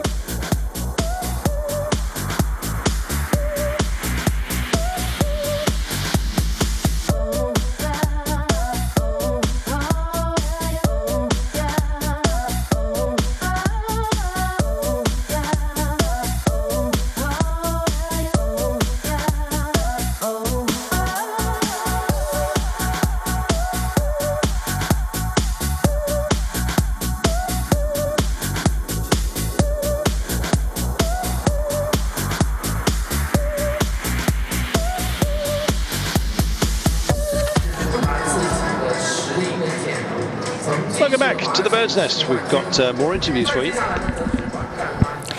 Manuel Piro, you were just watching the crash with the crossbow, and two things you were worried about. First of all, your Audi teammate Tom Christensen, but then you wanted to check the passenger was okay because... Yeah, actually, my son was coming with me twice, and then he had so much fun and he asked for another ride. And he told me, I'm going to go with somebody you trust. So I thought, he's going to go with Tom, but thank God he didn't go with Tom. So, you know, he's a trustable boy, but not 100%. Now, listen, Monaco here in the Race of Champions for the first time. Good fun? Oh, yeah, brilliant. I mean, we won the qualification and we were so happy to be here. We won one race out of 3, I think, which is pretty good looking at the optimistic point of view. It's okay. I mean, you know, we had fun and we were close. It was really good. Clivio Piccione and myself, we really enjoyed it. And tomorrow we try to have, you know, to earn one ticket for the Race of Champions. Now, compared to China, Monaco is a very small country. You think you should have some advantage? Absolutely. I said it on the driver's briefing. It's not fair. You know, our country it's like a tip of a needle, and other countries are very big. But you know, now of course this is just kidding. I'm very proud to represent Monaco, and it's cool. It's just, I mean, you guys at home, you have fun, but I tell you, if you would be here, you had a lot of more fun. It's really cool. Ciao. Well, thanks for making us feel jealous. Yeah, he's a lucky guy, isn't he? They're all lucky, having a fantastic time out there in Beijing. So there we are. It's the Bird's Nest, and we're about to go racing once more.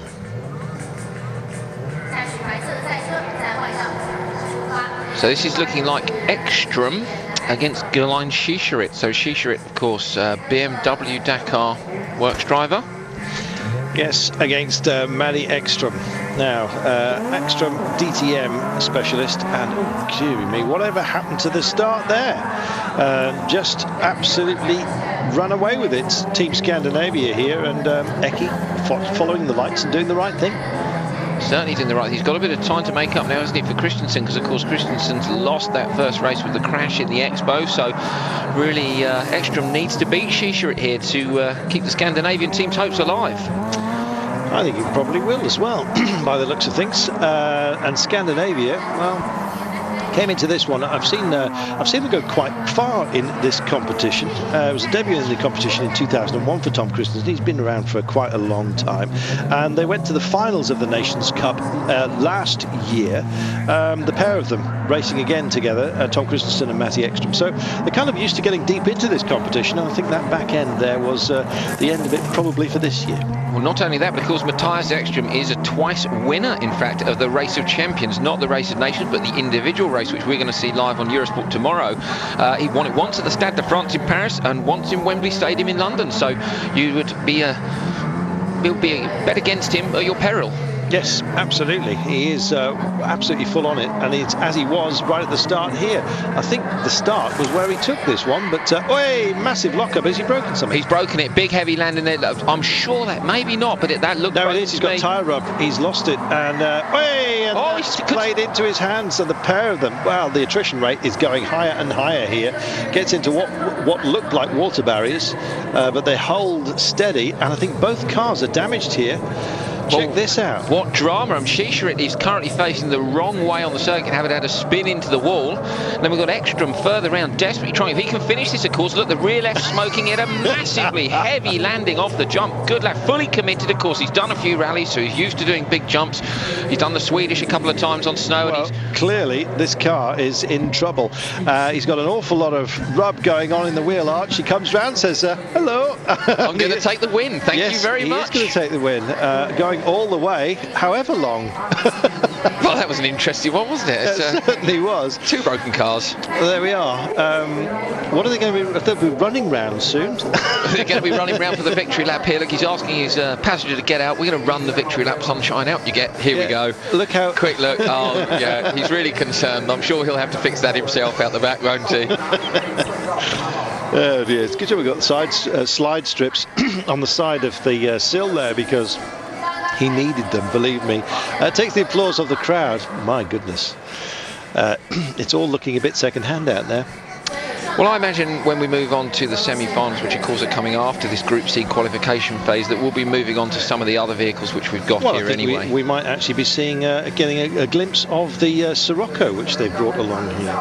The Volkswagen Sirocco will be used. The Ford Focus World Rally Championship, the 09 car will also be in action, and the Rock car itself and the two-seater will be in two-seater version of that will also be on display. So check this out.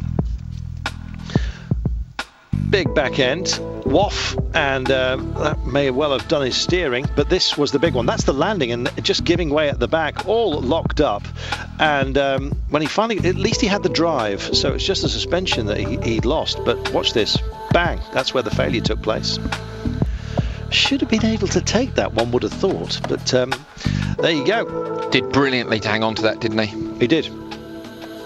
Shishirit, bit unlucky. We did mention earlier on that these cars seem to snap from understeer to oversteer very quickly. If you look at the way he turned in, couldn't quite get the tyre turned in, then bang, all of a sudden it was round. Just lost it. And that's it. At the barrier and found himself the wrong way and with nowhere to go, because shortly afterwards, round the corner, came Matty Ekström, albeit with a heavily smoking rear end. Team France and Scandinavia level at 1 apiece. Back in a moment. Ready to rock and roll?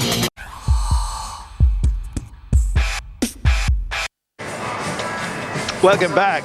The attrition rate is a high one. Very eventful heat. Yeah, that was really exciting. After the jump, when I landed, the rear left suspension broke, and I thought now I will hit the wall, but I managed to stop the car just before the corner, and I thought no, we'll lose the race. Then I looked on the monitor, and I saw that Gallen just spun it, so I have to say I was quite happy just to drive that last lap very slow to drive it home. So it was great that you could see it in the monitors, but you managed to, it was very good the way that you avoided going into that concrete wall. Well, it was very close. I felt already the first time over, I was jumping pretty long, but I saw on the others, everybody was keeping it flat. Next time I had a really clean exit and even a bigger jump, and then it broke on the braking. Thank you for breaking it. I think we get the rock car. Good job. No, I mean, it was... for a short moment I was a bit scared because the concrete is very hard, but in the end nothing happened, so I'm pretty happy that I just got it through home. one of you made it over the finish line. Yeah, I mean, when I saw he spun and then he couldn't turn around again, so it was all right to finish first. Thank you. Well, remaining upbeat is what it's all about, and they had to remove the back of the bodywork. Gives us a chance to have a look at the gubbins here. Well, it's what we said earlier, Carlton. Space frame chassis, their rear engine, rear wheel drive. Oh yeah, all having a jolly old laugh at the work the mechanics have got to do overnight to get the cars ready for the Race of Champions in the morning. And so out come the rock cars at long last. These are beasts. Watch out for them.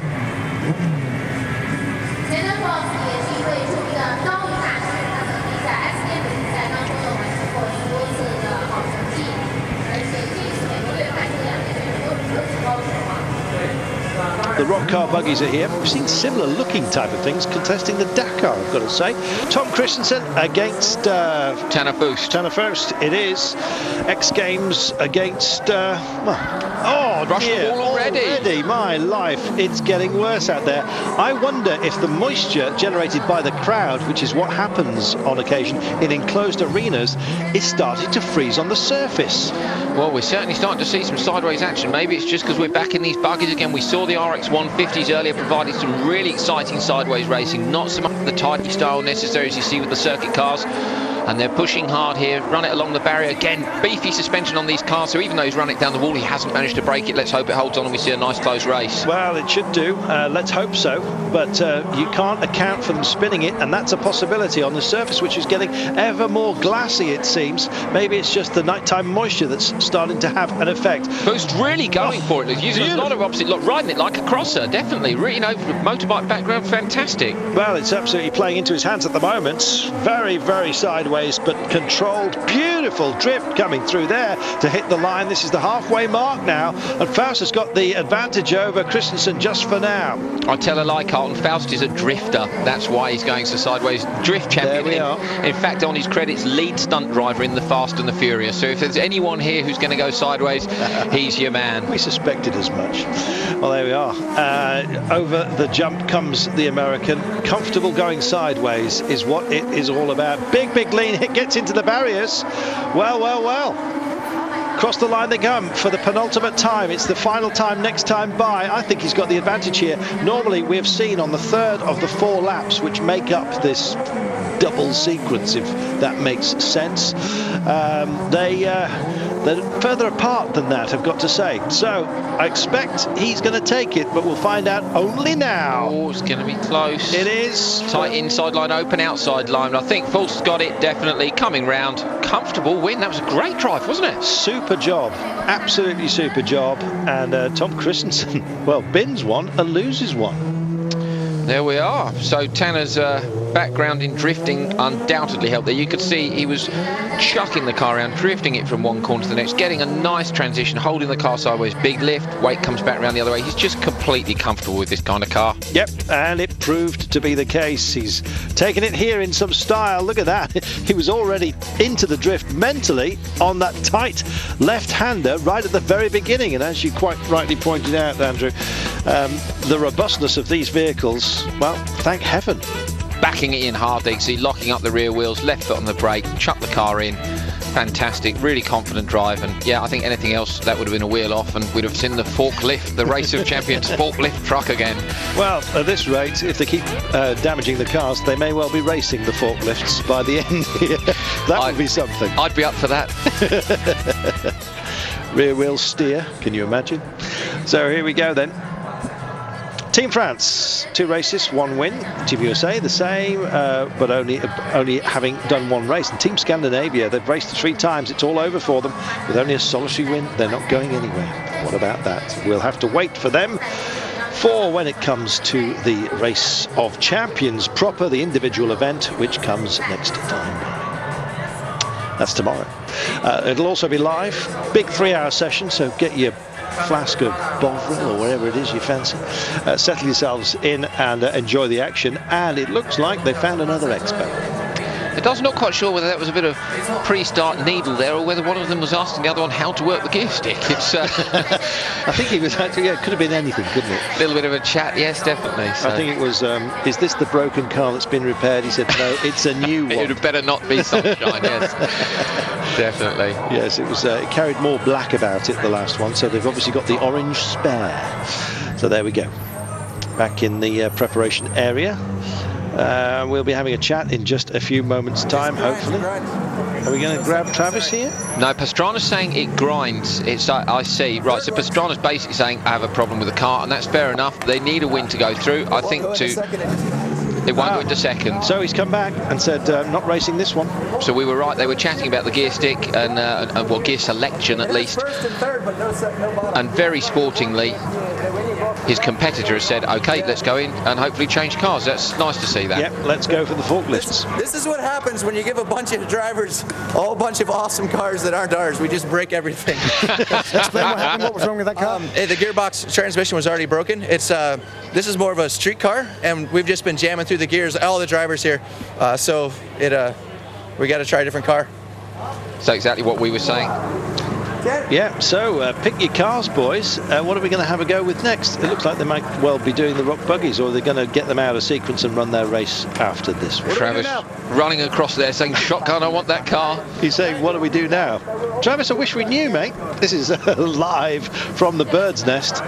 And for the time being, at least, all the KTM boys take it back to base. Nice, though, that there was absolutely no issue with Ekstrom. Just said, yeah, absolutely, let's take him in. And maybe they'll be doing it on Space Office. I want to see a close race between these guys, don't we? Travis Pastrana, don't forget, a couple of years ago, 2006, he single-handedly took the USA to the Racing Champions Nations Cup final after Scott Speed and Jimmy Johnson pulled out due to injury. So he drove all three cars in all three races, in and out the pits. Incredible. It wasn't injury, I think it was illness. Illness. They got the flu, I think. But there you go. Injured larynx, maybe.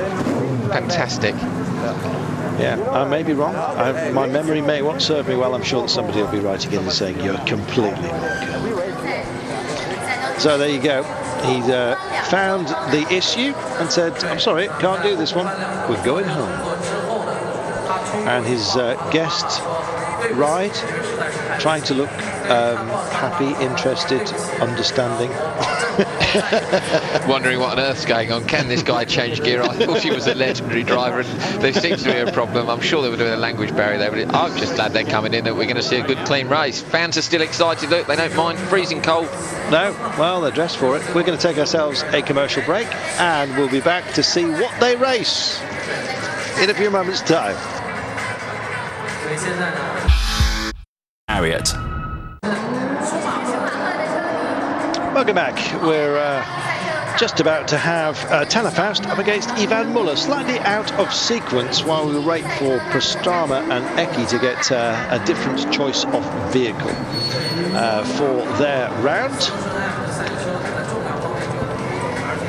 So who's your money on then, Carlton? Because we've got Faust here, who's already proved he's very quick. I'm going to go for him again. I've just got to, frankly. But Ivan Muller also looked very, very handy here. Well, Andros Trophy legend, of course. Again, he's used to the sideways stuff. I think this could be a really exciting race. This could, if they keep it clean and don't damage the vehicles. Both of them are used to, let's say, skidding across the surface. One as a drifter and one as an ice racer.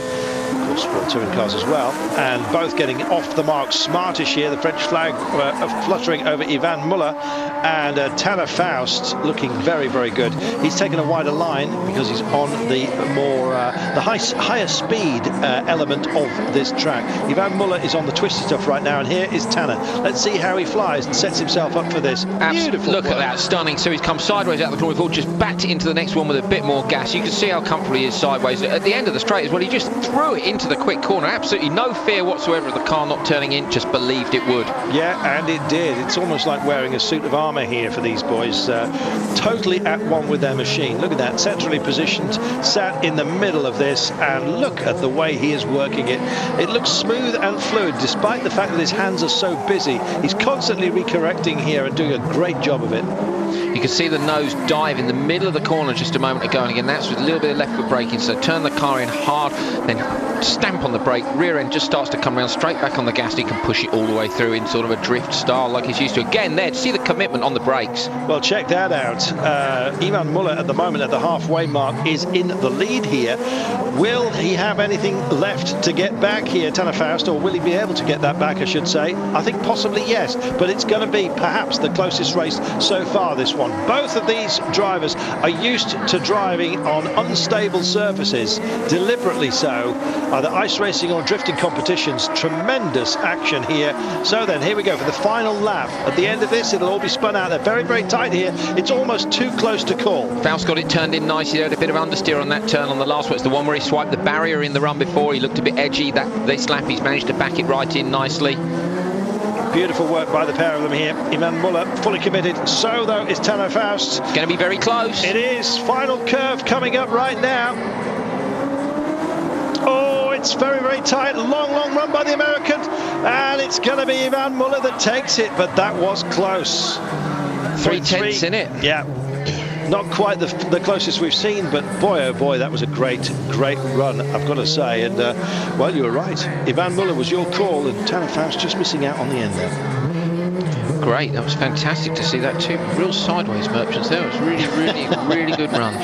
Well, he gave us a treat there. I wonder whether they'll be using the same machine for this next run out here. That was superb. Check it out.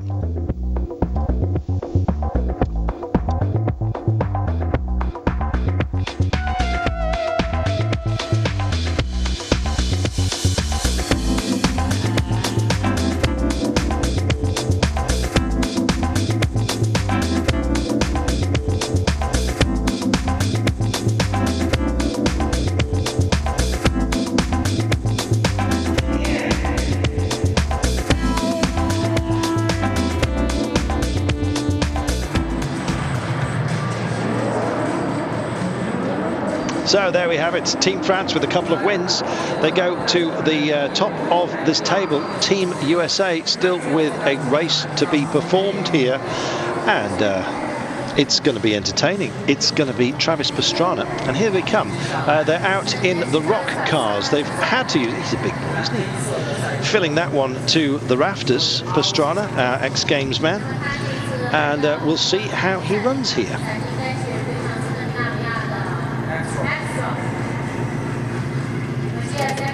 And it's up against Meli Ekstrom from Team Scandinavia. And Team Scandinavia already out of this one, I think. So it needs to be a victory for Pastrana if he is to edge Team France. He knows that. It's tall order.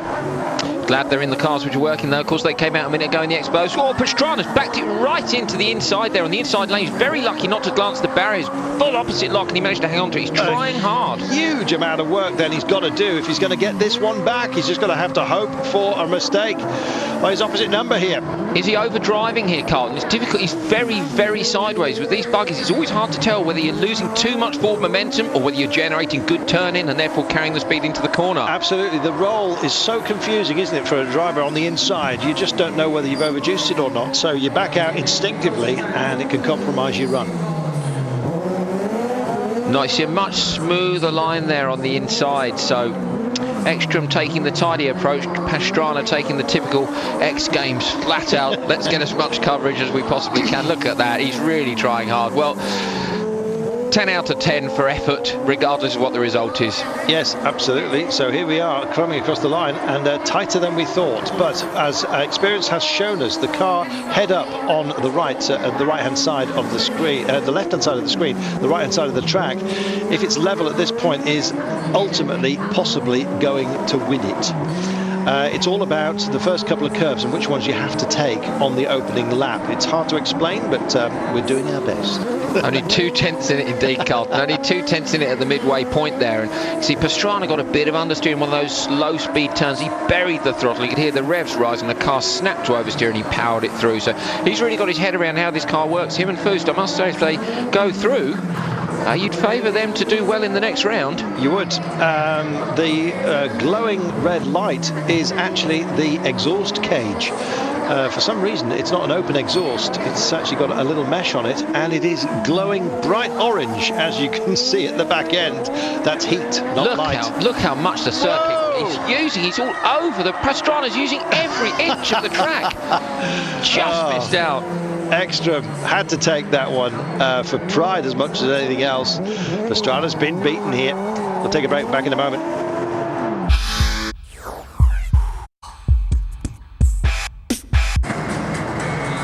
Welcome back. It's all looking pretty even Stevens out here. That looks like a little post-race incident that has gone on. Pastrana's not having the best of time. Here's he. In fact, it's his teammate. Check this out. This is how they rolled, and I have to say, the Americans just getting a little bit too sideways on this occasion. Looking fantastic there, wasn't he? Really thrilling the crowd. Big Scandinavian flick into there. He's using his rally skills up against the wall. Falson's done the same thing there. They're going to be responsible for rear right damage on those cars at some point this weekend, aren't they? It's got to happen. Yes. Not weekend, of course. So Faust, it was. It's Travis Pastrana who will be out next. We think it's Gale and Shishevich. We know it is. And as far as we can gather, if the Frenchman wins, they're through. If the American wins, all the teams have won one race. Just won two races, I beg your pardon, so they're all level. So there we are. At the moment, Scandinavia won 2, France have won 2, the United States have won 1, and it is the last of the races. In the group phase, then, coming to a close, check this out. Team France against Team USA. Team France have 2 wins, Scandinavia have got 2 wins, the United States have got 1. So then, it's the last of this Group C, and in fact the last of all of the groups before we get to the semi-finals, the knockout phase. GB and China are already through to face each other. Germany waiting to see who they take on. It's going to be a bit confusing if Shishevich doesn't win this one. It is indeed, so it'll be 2 wins apiece, and I guess it will go to whatever tie-break situation sort out the organisers have got in place. So that it'll either be on time difference or winner of the first race. We'll have to wait and see how they separate the teams if it ends up being 2 wins apiece. Shishevich, of course, will be hoping for a win, which will put France directly through into the semi-finals. But going on the basis that he binned the last car he drove, we'll have to wait to see whether or not he manages it. And Pastrana has decided to change his car. He was in the rock machine, wasn't happy with that either. He's getting a bit precious out here. What does he want, gears? He's being a bit fussy, isn't he? Gears, suspension, my goodness, he's getting very, very choosy about these vehicles. Anyway, they have thankfully got plenty of spares here, and it's a jolly good job as well. Time to go racing then, live on Eurosport.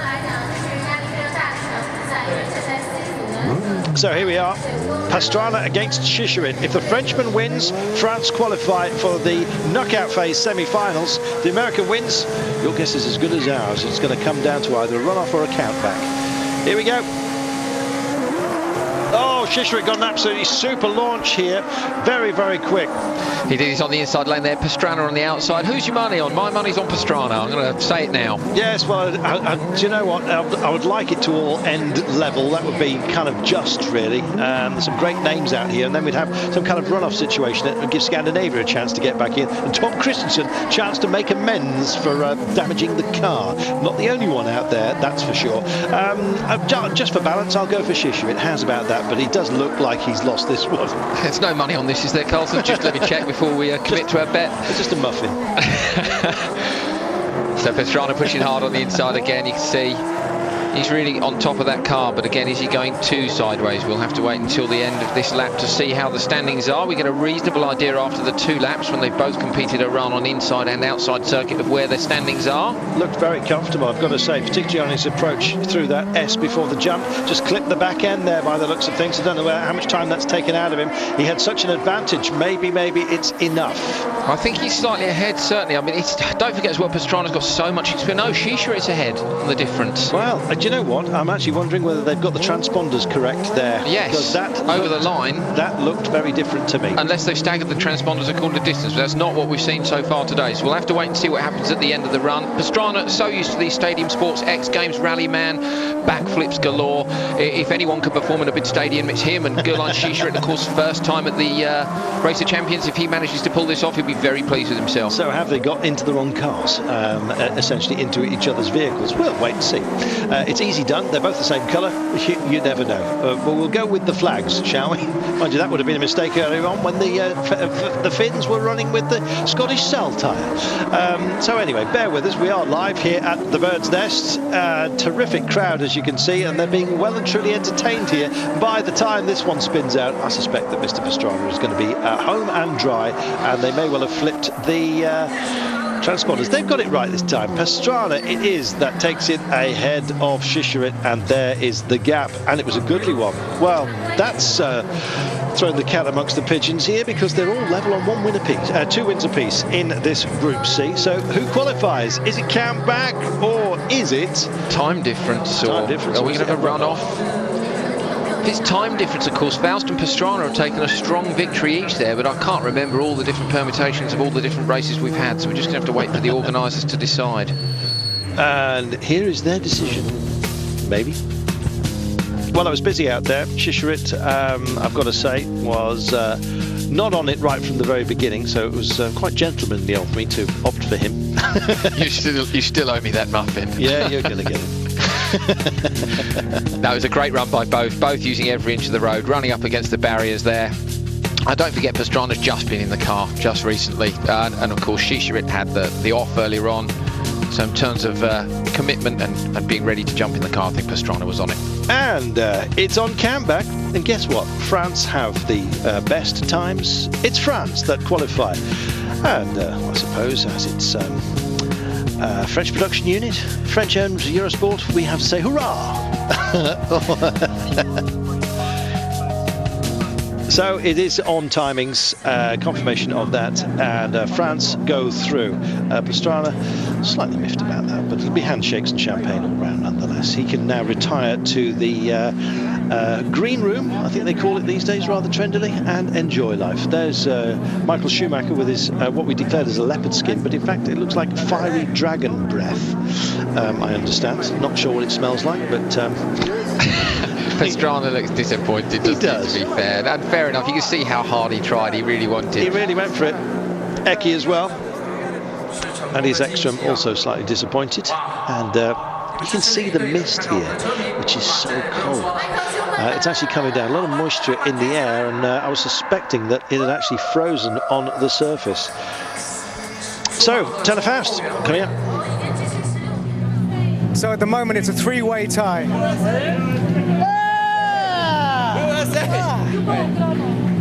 So, you make it through. You brought your drift to the party. Yeah, we did make it through, but now I've got to go get in another car. So what happened was Scandinavia, France, and USA all had 2 wins. So per the rules, it comes down to lap times of the winning times. And I guess we barely nudged it out, so we'll move on and we'll take it. And I think you have a Ford Focus waiting for you. I've been looking forward to driving the rally car. This is awesome. Great. Well, there you have it. We have actually just been officially told that France didn't make it. He received the information as we were on air as well, and they go through. Well, actually, I'm quite pleased, I've got to say. And Pastrana looks happy, doesn't he? He battles on. So there you are. Somebody, clearly. And there it is. The gaps. You go figure.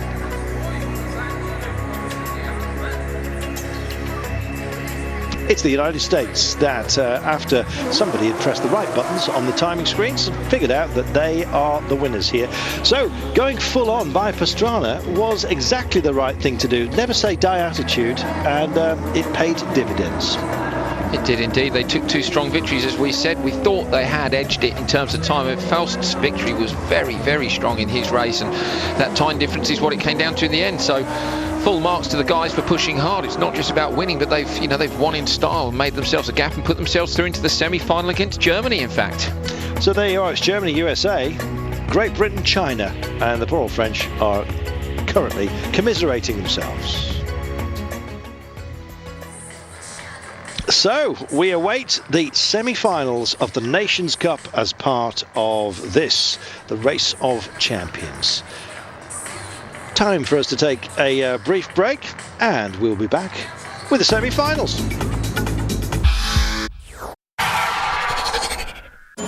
Energy, precision, passion. The Race of Champions, presented by Marriott. go out in such a way? Yeah, I mean, I felt very confident first in the Solution F until the rear suspension broke, and then in the buggy it was cold from the garage. I couldn't do a good lap time, even I beat Travis, and I mean, then Tom had his accident, so if you're not performing on top, you will not succeed in this tight race. But it's unusual for Team Scandinavia to leave the Nations Cup so early. Yeah, I mean, I think it's the first time since very long that we got out in more or less the first round, but I had a year with some tough luck and it continues, but I'm sure one day it will turn over. It's always Travis manages to bring some drama to the party. Yeah, I mean, I have to say, Travis, for me, he's the guy knowing to do the show. I mean, look on his WRC run now. I mean, even if he doesn't win, I know he's up for the best show. And I mean, I like his style because he's wild and crazy, but he has full control, especially in the WRC car. So having competed against most of them before, who do you think is going to win? Nations Cup, I would put my money on Germany, but I cross my fingers for Travis and Tanner. Lovely bloke, Ekstrom. We've got Mick Doohan just coming up as well to spare his thoughts. Who is? Two wheels is your forte, obviously. How have you been finding the Race of Champions? I've been having some fun, but you know, unfortunately, I've tapped a wall once and I spun out on the buggy. So, and then unfortunately drew a run against Miko. So it wasn't my day today.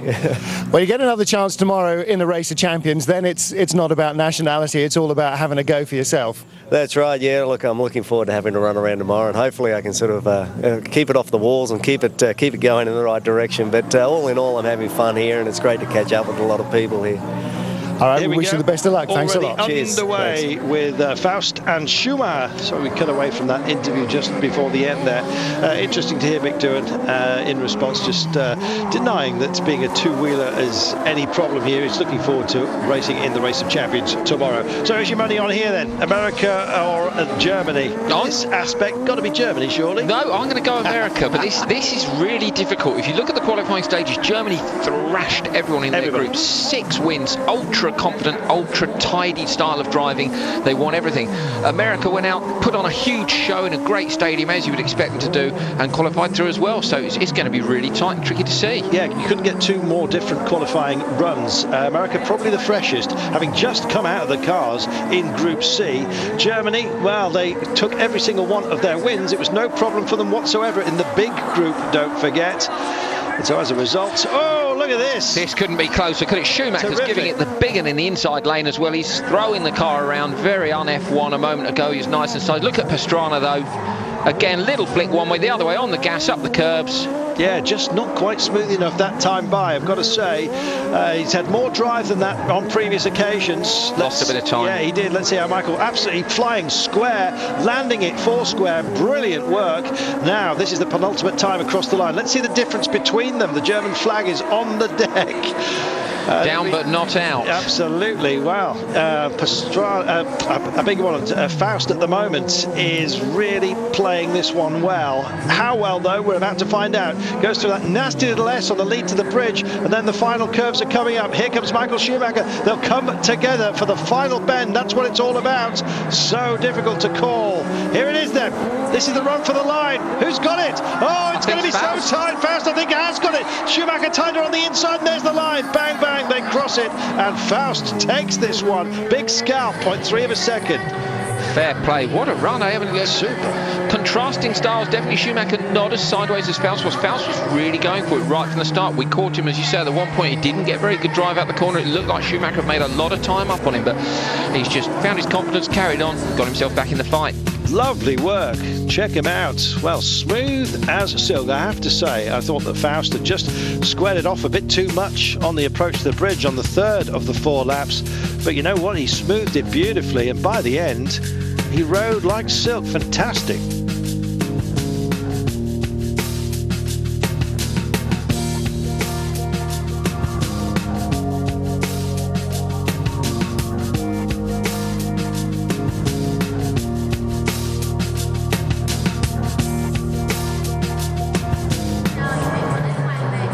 So then, it is the best of 3. It's Germany, USA, and for the time being, it's one race to USA. So we're at the semi-final stage. Germany, the United States. The United States taken first blood in this one. And up next, we stay with this pairing. And this is going to be a fascinating one. It's Travis Pastrana against Sebastian Vettel. Now, Vettel is pretty handy. Nations Cup winner for Germany with Michael Schumacher for the second consecutive year. Last year, can he make it 3 in a row, looking for the Nations Cup hat-trick? You wouldn't bet against him, but then again, he's got to square this one up and we'll have a run-off. If not, if the United States take this one, courtesy of Travis Pastrana, they are through to the final of the Nations Cup. Don't forget, Pastrana, a work Subaru driver over in America. He's been champion multiple times. In some ways, you'd imagine he'd be very comfortable with this. This is the first time we're going to see the launch control the guys we were talking about earlier. Listen for the engine note rising up to a limiter.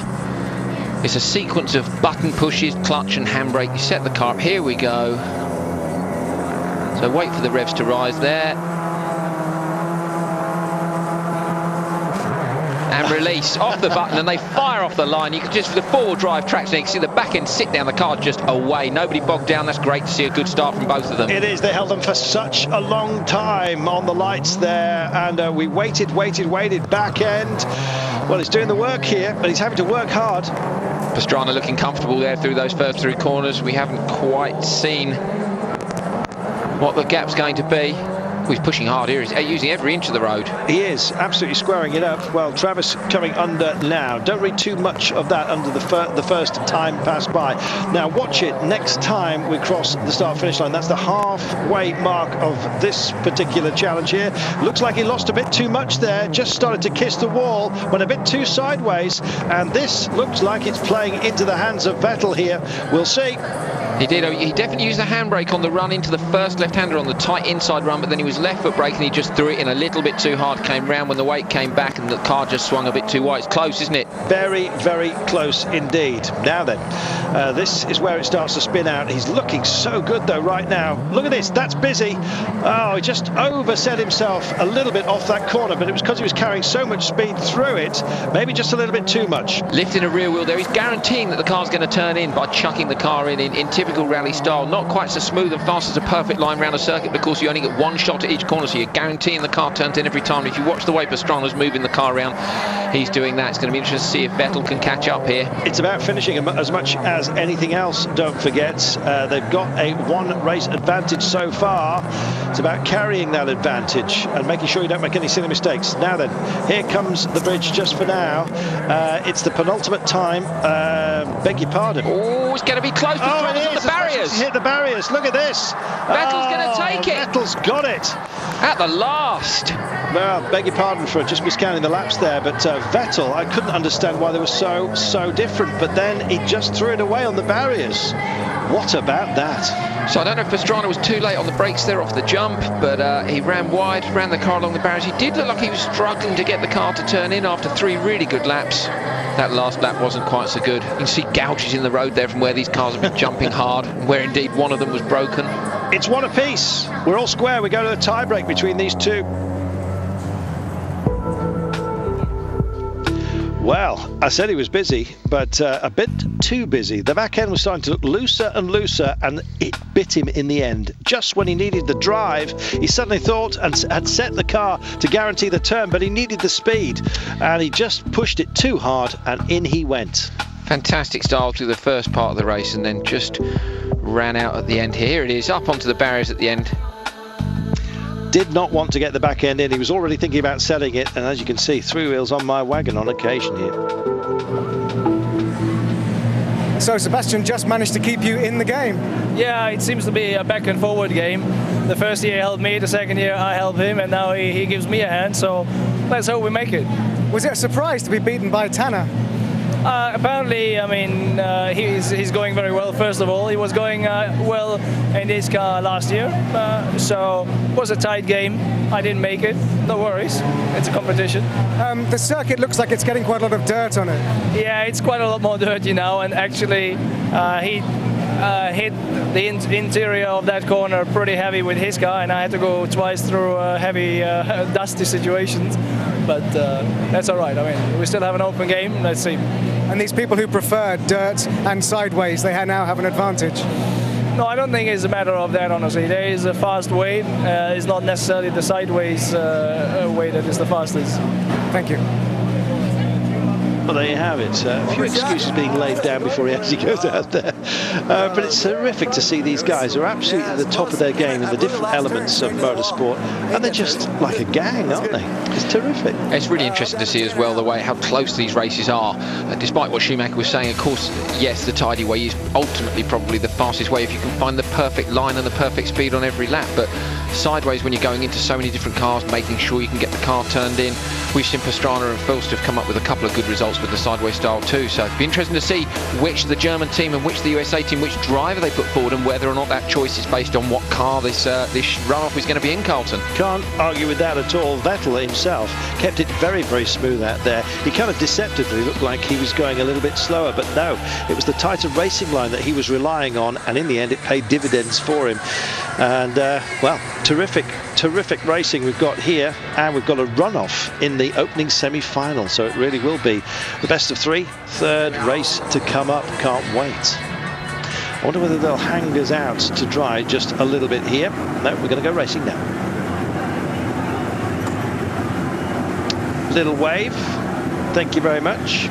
Two-seat ROC buggy. ROC, of course, standing for Racer Champions. This is the first time we've seen these cars. We've seen the guys out in the one-seater. It's going to be interesting to see what kind of a difference it makes with a little bit of extra weight on board, whether the cars are quite so nimble, quite so sideways as they were. They must ballast to match the weight of the two guests, I imagine, because it's starting to mean something to these boys. Well, it certainly has been. Pastrana's insisted on changing cars twice now. Do you think if you got a... He's probably insisting on changing passenger, yeah. Sorry, mate, you're too big. Very serious looking. Is that a Marshall in an orange? It is, yes. He's got a serious job to do, and he's going to do it whether you like it or not.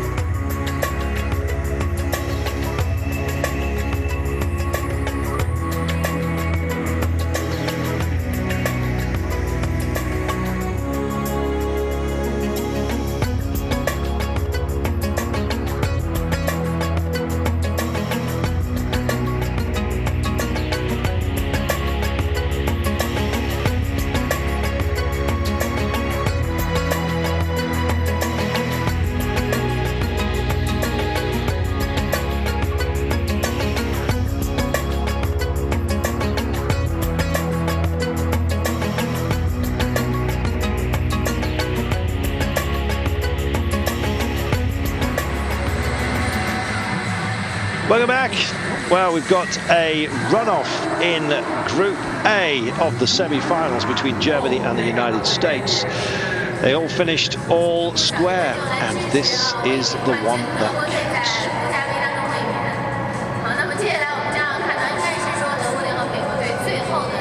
Well, it's the double buggies. It's Vettel against Faust, who have come out for us here. This is going to be fascinating. So they've both chosen their winning driver. So Faust won the first one, beat Michael Schumacher. Vettel won the second one, beat Travis Pastrana. Here they go in the two-seaters. This is going to be very, very close. We constantly say that, you've got to say, because there's so much to be taken from both of the drivers in every single circumstance. But these boys, Vettel and Faust, have been supreme. Now, Faust, don't forget, is a drifter, a drift champion. We saw the drift wasn't quite working as the surface starts to dirty up. It's a racing line that seems to be what you have to follow. Vettel is a master of that. He hasn't got a flag on his machine. It's the black car of Vettel against Faust in the beflagged orange liveried vehicle with a slight flash of orange on top. So don't read too much. That's the first time under the bridge. Next time by, we'll get some kind of split for you, and then it is the run-in. This for a place in the final between Germany and the United States here in the Nations Cup as part of the Race of Champions, the individual event taking place tomorrow, same time, live here on Eurosport. 3 hours of motorsport entertainment at its very best. best. Now then, here we come. This is the first time by when they both covered the same amount of track. Let's see how they go here. Vettel's edging it at the minute. Faust didn't look quite so comfortable on that first lap in this two-seat buggy as you did with the single seat. Obviously, the single seat, there's less weight when you're throwing the car around, trying to get it to come back from one way and transition nicely in the other way. A lighter car is easier to make change direction. This one's slightly heavier with a passenger on board. We didn't see the size of the passengers, but we're speculating that they better be the same size, or there's going to be toys thrown out of prams after the race. But it's going to be close at the minute. Backing it in there off the jump. Yes, beautifully setting themselves. Now this, the penultimate time across the line. Next time by is when it really counts. Don't worry too much about the gap, because they're different courses at this point. Now then, here we go. It is a big margin, though, you've got to say, and your money has to be on Vettel here. He has looked the most assured on this surface, taking what looks like a slow line, but it really is a superb line through this. He may be looking like he's going slow, but he's taking the shortest route again and again. Takes a lovely smooth jump, which means that he gets the drive off the corner. He has got it big time here.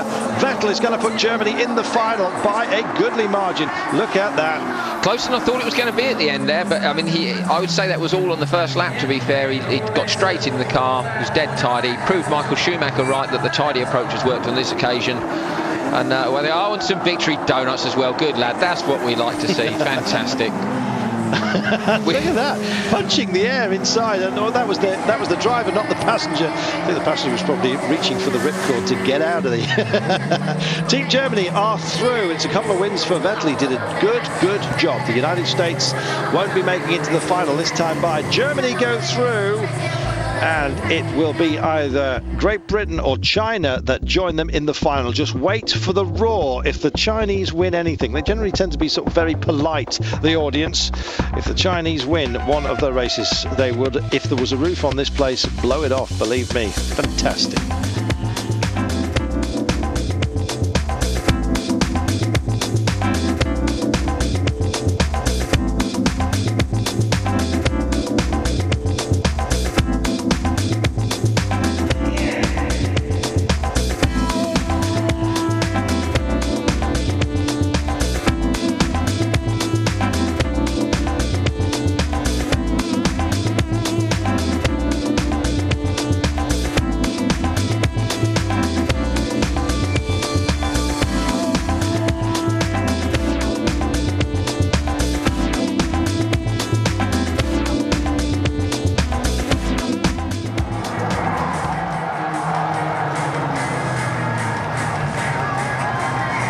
Welcome back.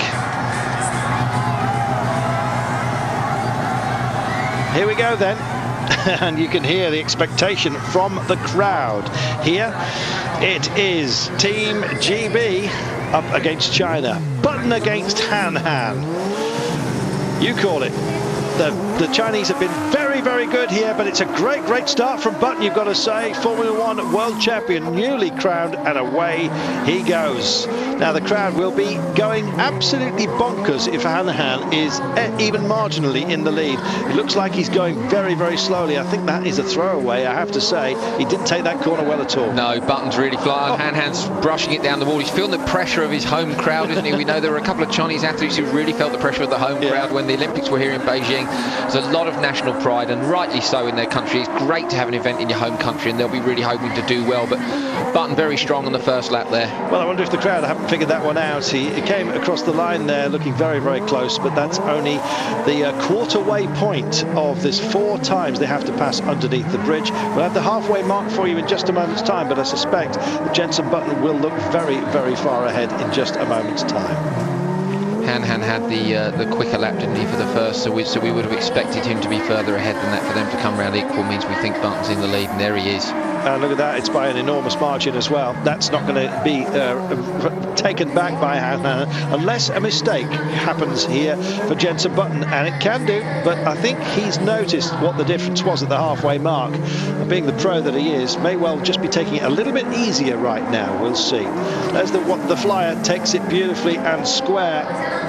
Han's got quite a varied background, a bit of rally driving, a bit of Formula BMW and some saloons as well, so He's got enough of a varied background that he should be able to cope with chucking one of these buggies around, but maybe the pressure's going to get to him. Maybe the pressure will get to 2009 Formula 1 World Champion Jenson Button. Let's see, with his tiredness. Oh, you know, he's just here to enjoy himself, and I think he's finally lit it up and realised that he can. It's one of those things, oh dear, beautifully done. Every single millimetre of the track being used there by Jenson Button. There's the flyer of Han off there, but it's so far behind. This is very, very one-sided. Probably the most one-sided we've seen from a clean race. Great run by Button there. Well done. Okay, so that's 1-0 to GB, then Team GB Autosport. And the second semi-final still to come. So we have this best of three, no doubt about it. GB are in the driving seat right now to go through to the final. Germany are the ones waiting for them in the final. Goodness me, if it comes down to penalties, we've had it.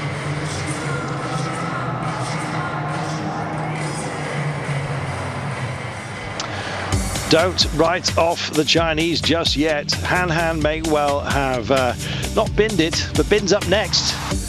What can he do?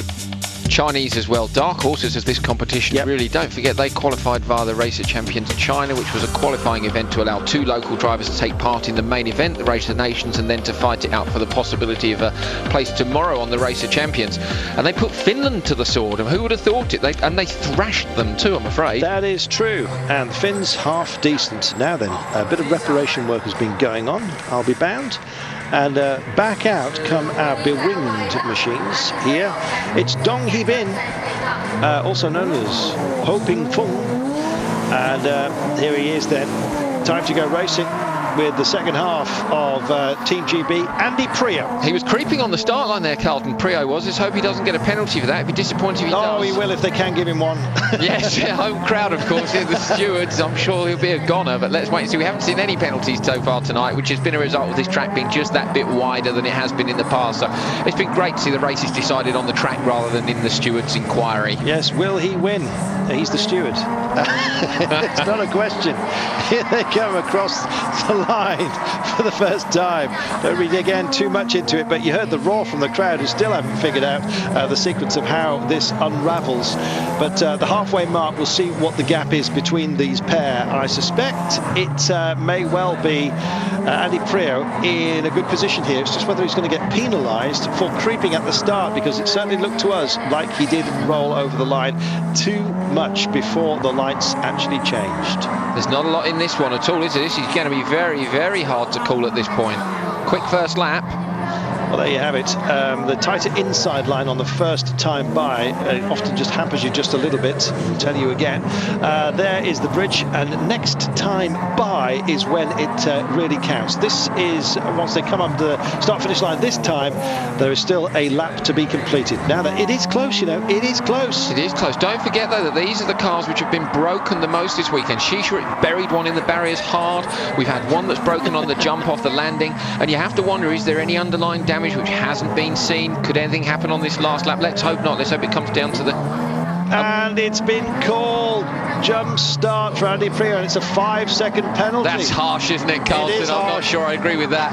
But we kind of knew it, didn't we? We did. Jump start, the 5-second penality it will be then. So Andy Prio's going to come across the line. And he won't Let's know. just hope he doesn't do any donuts. He won't know either. There'll be dunking donuts, believe me. He has not won this one, Andy Prio. It's going to go to a race-off. Well, we'll get an exciting race-off at least, but that's a bit of a shame, isn't it? I think that was looking like a 2-0 win for the British team, but unfortunately, Prio, that's the first jump start of the night. Fair enough. Yep. Made a jump start, that's the way it goes. So we did spot it just at the start. He was just rolling just before the lights changed. Well, there we are. 5-second penalty added to Andy Prio, and it means, as they're announcing to the crowd, that Don Hee Bin, also alias Ho Ping Fung, is going to get to possibly go in the final. They've just got the small matter of having a run-off. Now that's how we should have stewards' inquiries done in all motorsport. Don't you think, Carlson? The event wasn't even finished and we'd had a 5-second penalty. We didn't have to wait 3 months and head off to the FIA Court of Appeal. So there's the roll, no doubt about it. He had at least, well, 0.2 of metre advantage at the beginning. Yes. Hear me trying to go metric there, getting whipped down with the kids. He did actually. The unfortunate thing is, if you watch, he put his foot on the brake, so he stopped the slides. If we're going on the brake and then going back on the gas, he probably had a disadvantage thanks to his rolling start. But rolling start to rolling start, the penalty's been applied. Well, if they do it the same way as before, it'll be the race winners that go through to the race off.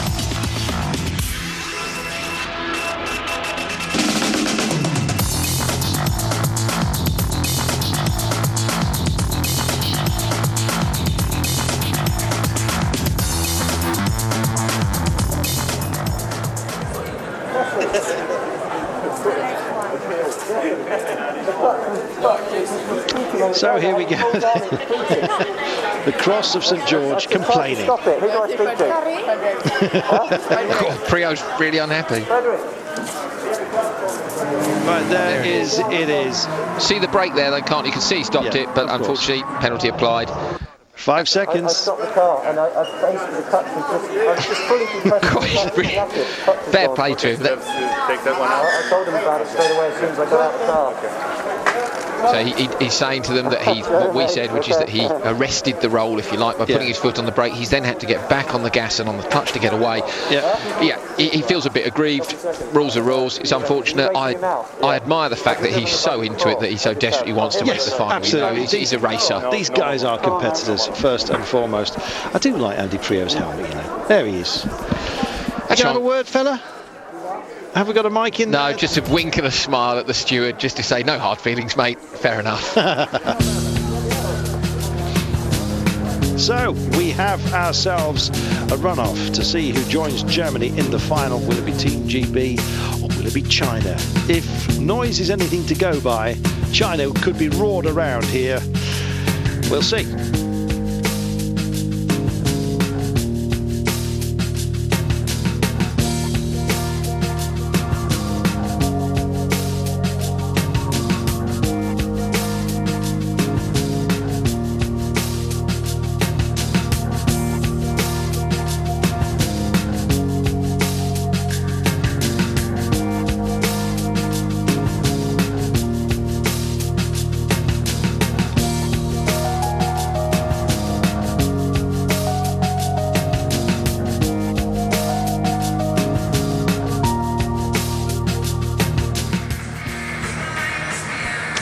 Well.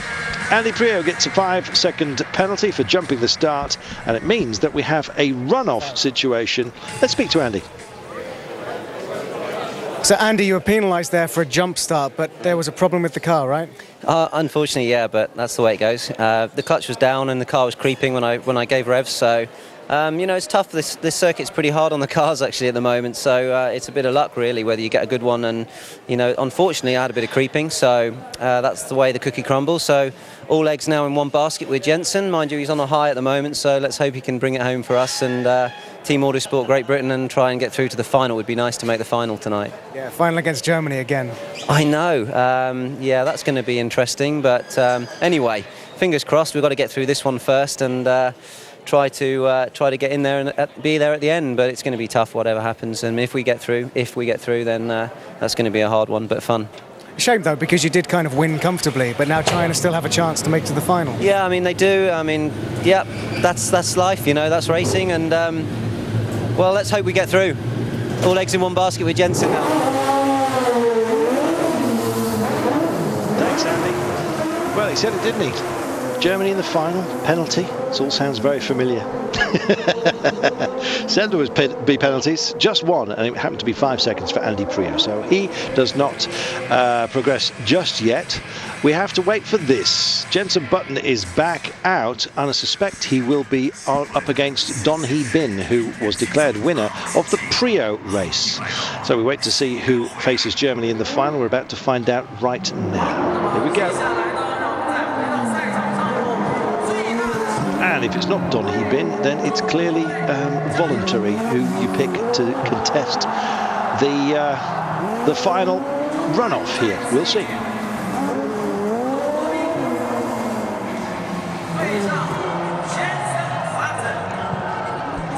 Doing a lot of work warming his tyres up there on the run out to the start line, the Chinese driver. Fair play to him as well. He's getting a good feel for the car, and I think he's He's going to give Jensen a run for his money in front of his home crowd. Jensen Button's got the Formula One World Championship to fire him up, and this guy's got 30-odd thousand, maybe more, Chinese fans in the stadium.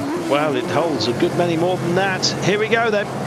This is the big one. Jensen Button, left of your screen on the right side of the track at the start. Here we go. Great start by both drivers there. Jensen running around the outside. He's got the fast first lap. Well, I have to say that the other Chinese driver, Han, looked a bit overawed by facing Jensen Button. This looks a lot better for Don He Bin Ho Ping Fung. Look at that, absolutely full on. The crowd expect a lot here, an awful lot. Let's hope they hang around and don't go away disappointed, because the atmosphere here has been absolutely fantastic so far this evening, and it's still full on. Jensen Button, there he is. Can he get Britain into the final to face Germany? Oh, he's run wide. He's run wide in that last corner there, just in the centre of the track. Well, it's a little S before the bridge, and he just clipped the snowy curve before he actually went to the second sequence before the rise of the bridge. I just got it a little bit wrong. Here we go then. This is the halfway mark of this contest.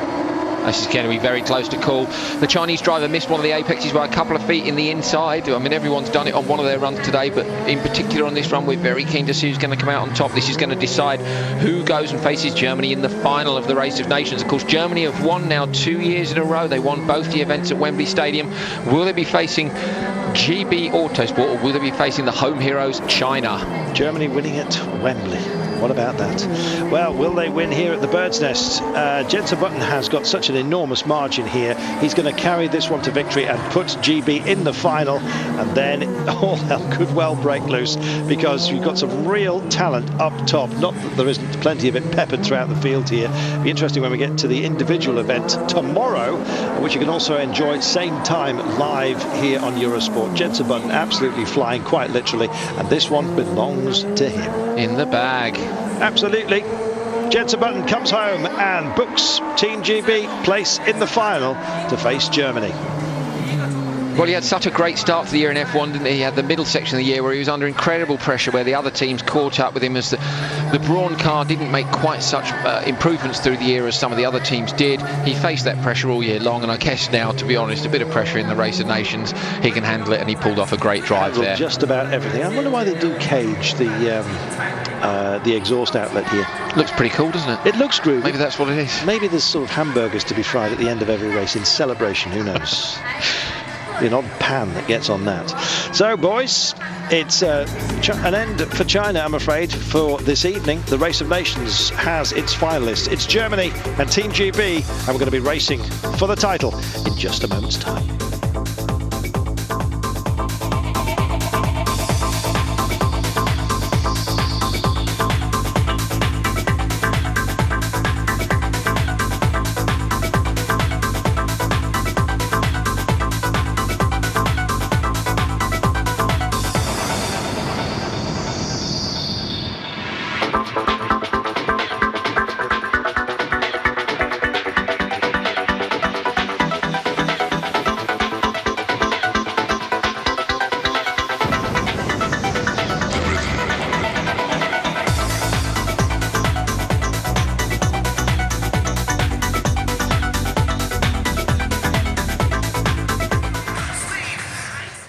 So then, this is it. Don't bother looking for KTM Expos. They're not going to be part of this. Now then, little hugs here from Andy Prio to Jensen Button saying thank you very much, well done. They mean it business, don't they? I mean, you know, you give them a game of tiddlywinks to play and they would take it seriously. Total competitors. They were having a chat there with Fabrizio Ponce, who of course was co-driver to Michel Mouton, who is the organiser of this event. There we have it then. That's how it's all panned out. And Autosport Team GB are in the final. It's Germany they face.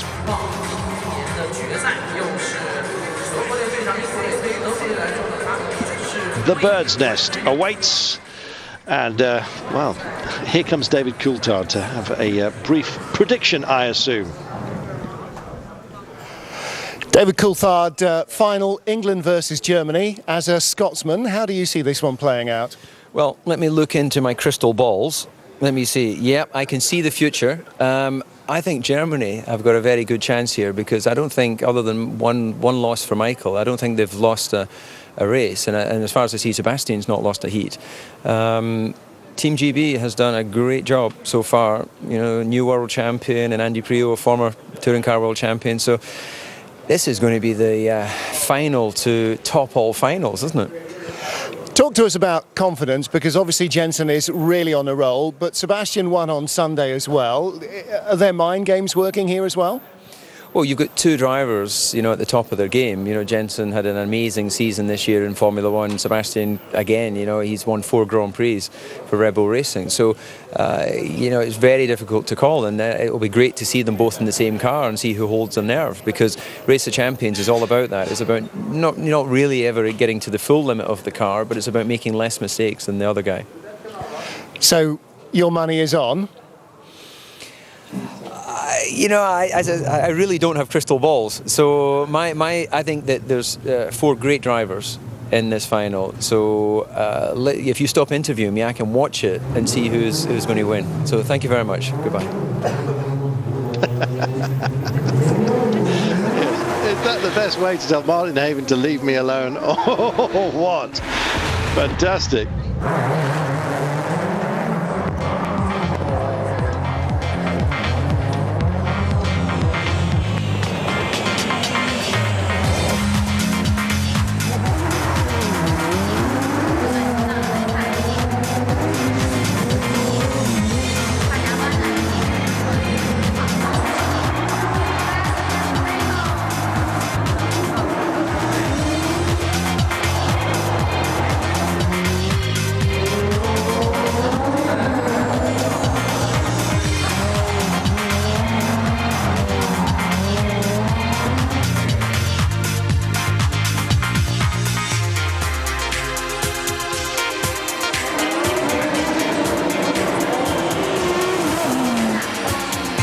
Just buzzing through some highlights of this evening and looking forward to the race proper.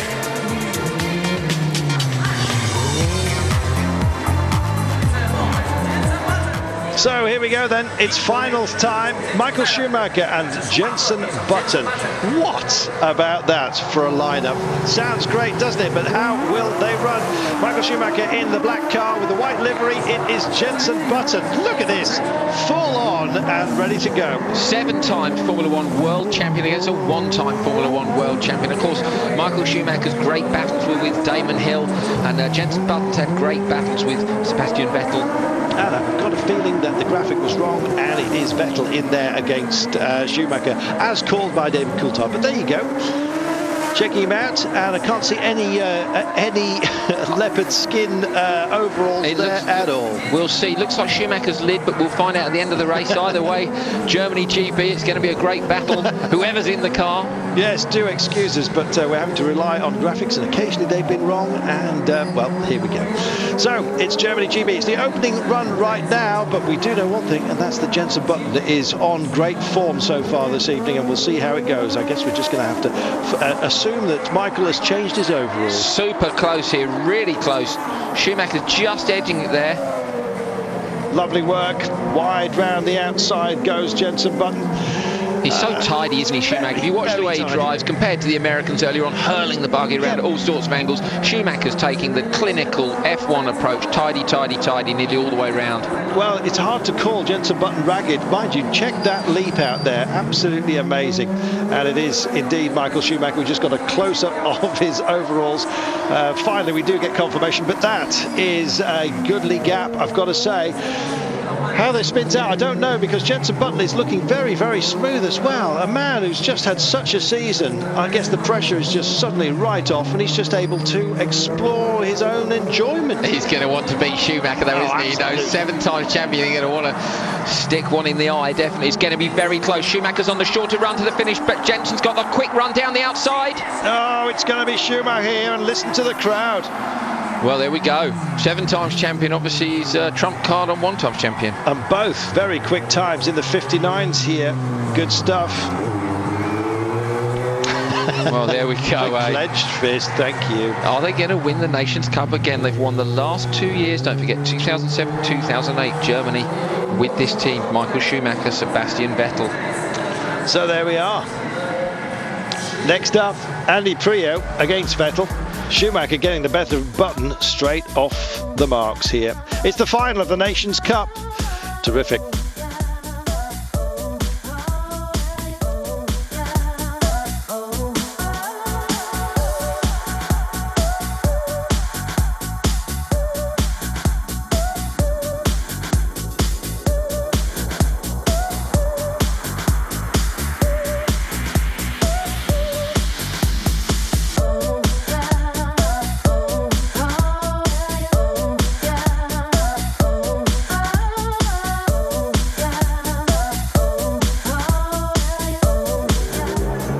Who then is it going to be? This is a crucial one. Michael gets out with his tangerine lid and his slightly amended overalls so far. Actually, no. When you look at it from the back end, I've got black and gold in my head for some strange reason. So it is Vettel up next against Andy Priaulx. A lot of pressure on Andy after creeping last time by. He's got to win this one to keep Britain's hopes alive. If he does not, the title goes to Germany. It's a crucial one. Great sportsmanship there between Jensen and Michael Schumacher as well. So Button's got his chance tomorrow to shine on his own in the Race of Champions, and I'm sure he'll be looking to beat Michael there. But that was a great run, very close race. Michael edges it. I just wonder whether we will ever see him in a Formula One car again. You never know. He came close this year, but a neck injury prevented him from making his return. It would be a wonderful thing, wouldn't it? I think it'd be an amazing thing. It's interesting, isn't it? We've had people like Valentino Rossi head across from MotoGP to Formula One, and Michael Schumacher chose when he retired from Formula One to have a go at bikes. I'd quite like to see him handle a MotoGP bike. I believe he's ridden one or two. Yeah, well, he knows how to handle a big machine with only two wheels on it. It has got the better of him on occasion, and hence his problem with his neck. Andy Priaulx being strapped in here. This is a crucial one. It's the final. So far, out of the best of three, Germany have won one. Michael Schumacher beating Jensen Button in the opening leg of this final. Should Germany win this one, with Andy Priaulx and Sebastian Vettel, then it will be Germany declared the winners. So Andy Priaulx has to win this one. He's getting a little bit of a pep talk about creeping at the line, I imagine. Vettel was quickly away from the access tunnel there, lit the tyres up, trying to get any temperature. It's difficult, these shiny surfaces. Of course, we know how cold it is here in Beijing with the snow on the ground at the Bird's Nest Stadium here, so it's going to be difficult to get any temperature into these cars at all. You can hear the dog engagement on the box there. Oh dear, he stalled it. It's going to be no good for the old confidence. We don't want him rolling away at the start. Well, you can see there he goes off. He's got a bit of launch control to play with, hasn't he? He has indeed. So they were talking through the procedure for that earlier on. It's a complicated procedure. Clutch down, full throttle, press the button, pull the handbrake in whichever order it is you have to do it. And as Andy Priaulx, in fact it was the Priaulx interview, wasn't it, who said there's a lot to remember, and I imagine that's what he was talking to the M-Sport technician there about, exactly what the sequence was to get the car away from the line quickly. If you miss it, if the car bogs down and goes into anti-stall mode, you've lost instantly. So, Priaulx against Vettel. Touring car against Formula One. Let's enjoy. If Germany win this, they will have made it a hat-trick of Nations Cups, having won the last 2 years. And look at this. How much heat do you want in a vehicle? My goodness. He's trying for heat in the brakes as well there, Carlton. Yeah, he's really leaning on it hard, chucking the car around, getting a bit of a feel for it. There's not a lot of weaving he can do here to get temperature into it. We don't know how long the cars have sat out the back, but I imagine they're probably stone cold. We haven't seen them for a good few runs now.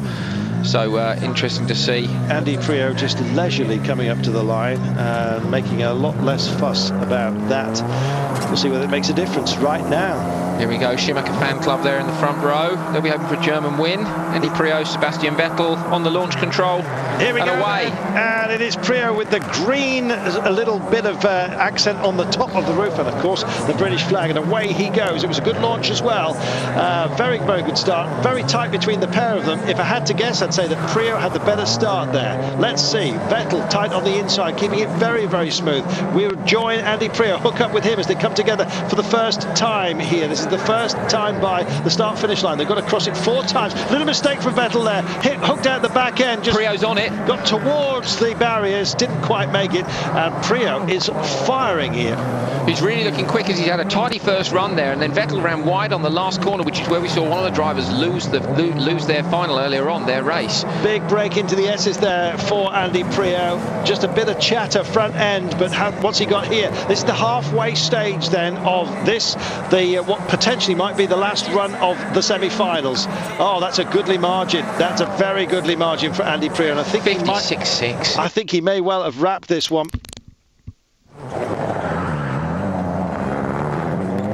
Under the bridge now, Vettel coming around the infield. Prio using the road nicely there, not too much under or oversteer. He's just got the car balanced. And got it balanced beautifully here. Well, this is terrific. Once they pass the line this time by, they have another lap to go. Don't forget, they're punching the air here. Who's your money on? Prio. Me too. There you go. We're not going to share responsibility this time. I had 3 wheels on his wagon and into the curbs, but and he spun it. Vettel has spun it, and it belongs to Andy Prio. We're going to have a runoff here. This is what we've been looking for. Let's hope Prio knows and doesn't bin it before the finish line. Well, he's coming home to that finish right now. There we go. Andy Prio, and look what it means to Jenson Button as well. Thank you very much. He gets another tilt at Schumi. He wants another crack in the final. He does. Great stuff. So Andy Prio makes amends for creeping the start against the Chinese. Vettel got it spun out. Well, we were saying how clean and clinical he was out there, but not that time by, that's for sure. He's trying extra hard, isn't he, when it comes down to it. He wanted to beat Prio there and put Germany straight through. Now we've got 1 win apiece. We're going to go to a runoff. I imagine it's going to be Prio against Schumacher. I think it probably will be. Here we go then. A brief look back at what was a busy time. On the approach to the S before the bridge, he was working so very hard out there, Andy Prio. It's rematch time then. It'll be the 2 winners. It'll be Prio and Schumacher in the final.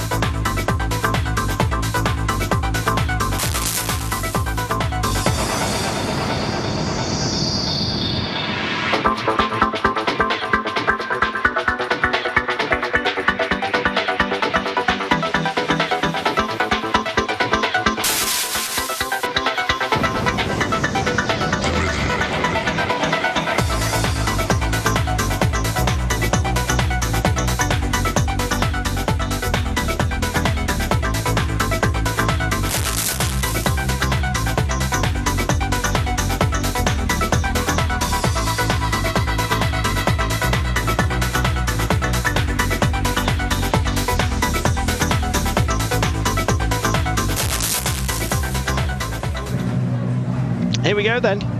It's all on this. Oh, what do you think of that outfit? Not exactly sure. So we wait then for the final run.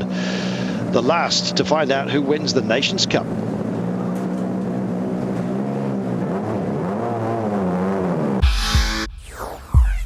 And Marriott. Well, this is the race that the money is on. All this racing all night long.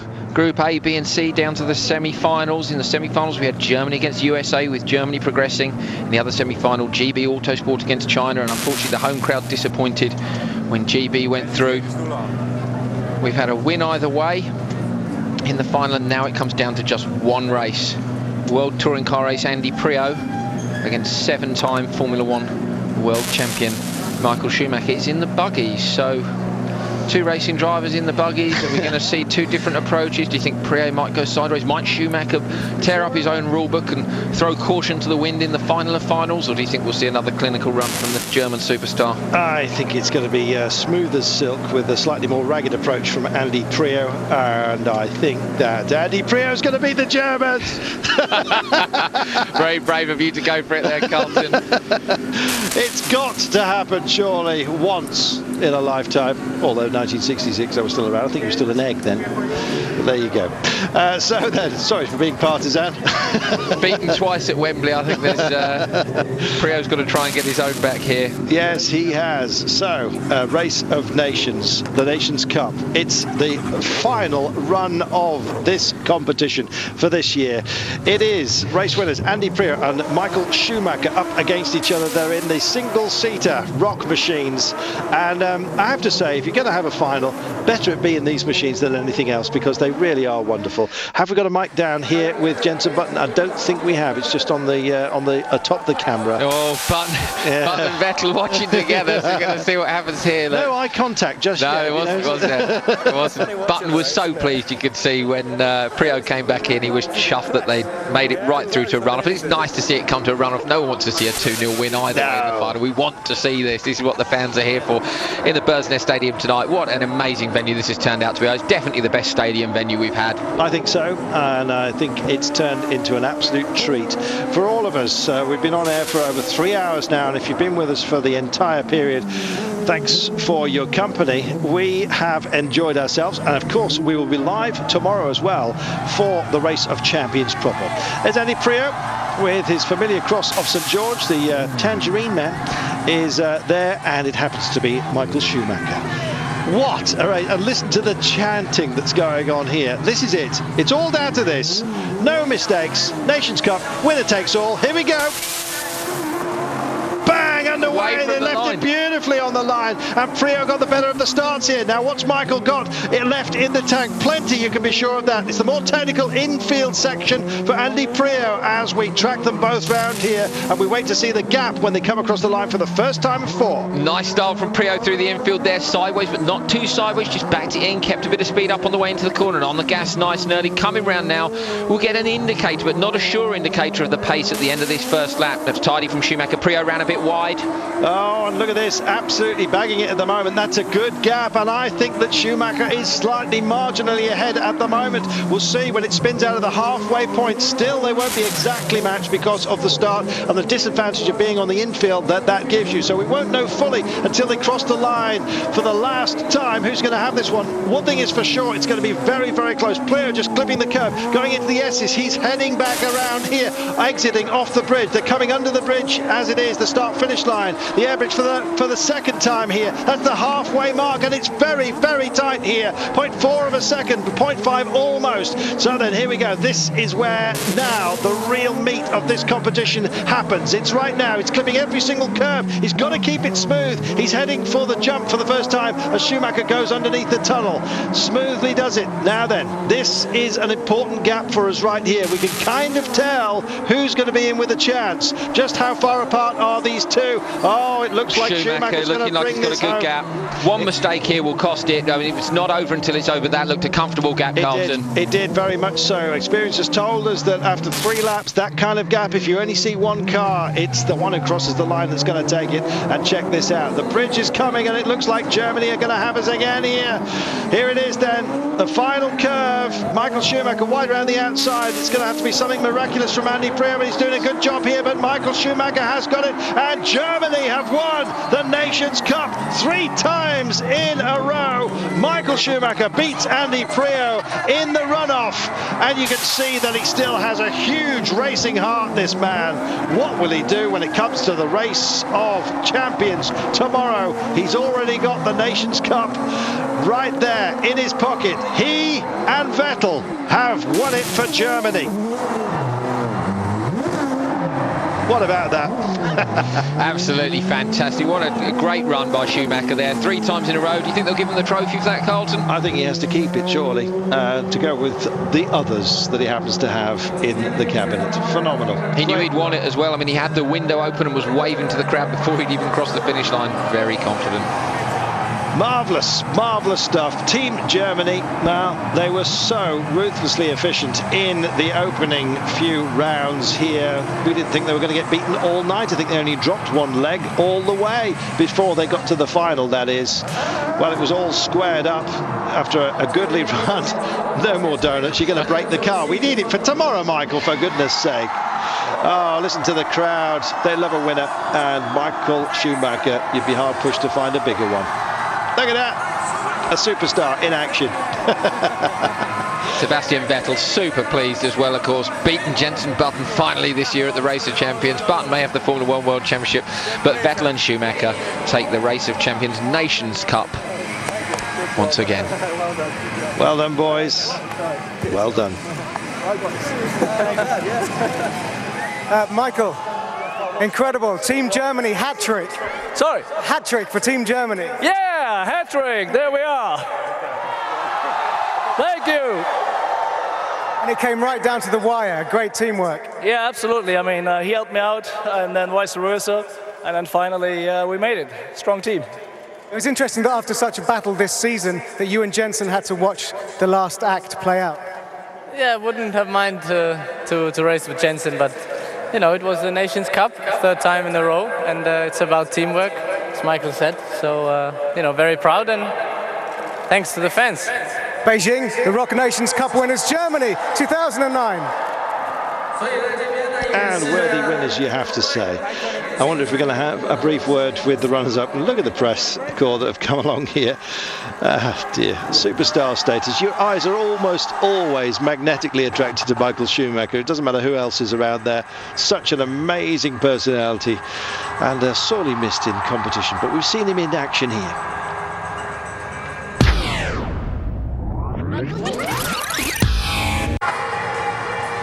So the laurel wreaths are being handed out here, and the smiles from Germany, as you'd expect. Sebastian Vettel kind of looks a bit quiet when we talk to him. I think he needs to sort of not take a chill-out pill, but take a time to relax. Season over. Maybe there's a lot of disappointment being carried throughout this year's season, and he's still not quite over the fact that he didn't win. It's the end of the year, isn't it? They know they made a few key mistakes during the season, which might have made the championship go the other way, especially when you look how strong the Red Bull team was at the end of the season. So maybe he can beat Jenson tomorrow. I'm sure that will put a smile on his face and make him a bit more talkative in our interviews. You never know. Maybe it's just a youth thing, because, you know, let's face it, he's still a young man. And Jenson's been around a long time now, which gives you that confidence in the interview situations. He's gone through bad times and come to good, and I think that makes you grow as a person. So Vettel, a bit more life experience under his belt, and we'll see what happens. Well, I've enjoyed the fact that whenever we have spoken to the drivers, it's been mostly a little bit of cheekiness, which has actually come through from just about everybody, not least David Coulthard as well in his interview, which will go down as one of my favourites. There you are. So we will enjoy ourselves tomorrow, that's for sure. And it is finally time for us to go. I don't think we're going to hang around for the champagne, because they've kept us waiting just too long. And frankly, I could do with a drop of something myself. And in fact, we are going to wait for the popping of the corks. I remember years ago, we used to get a phone call in my long lost days at the BBC from the same lady every weekend who used to say, "I've never tasted champagne." Yes, she used to complain that they used to spray it around and she'd never tasted it. We never did send her a bottle. Here we go. So, a familiar sound to Michael Schumacher. I think he's trying to take out the camera. Ever the pro, he actually looked to see where the wire cam was so he wouldn't destroy it. So, under a golden airfetti cloud, which we've christened it, time to say farewell from the Bird's Nest. From me, Carlton Kirby and Andrew Coley. Look forward to your company tomorrow for the Race of Champions.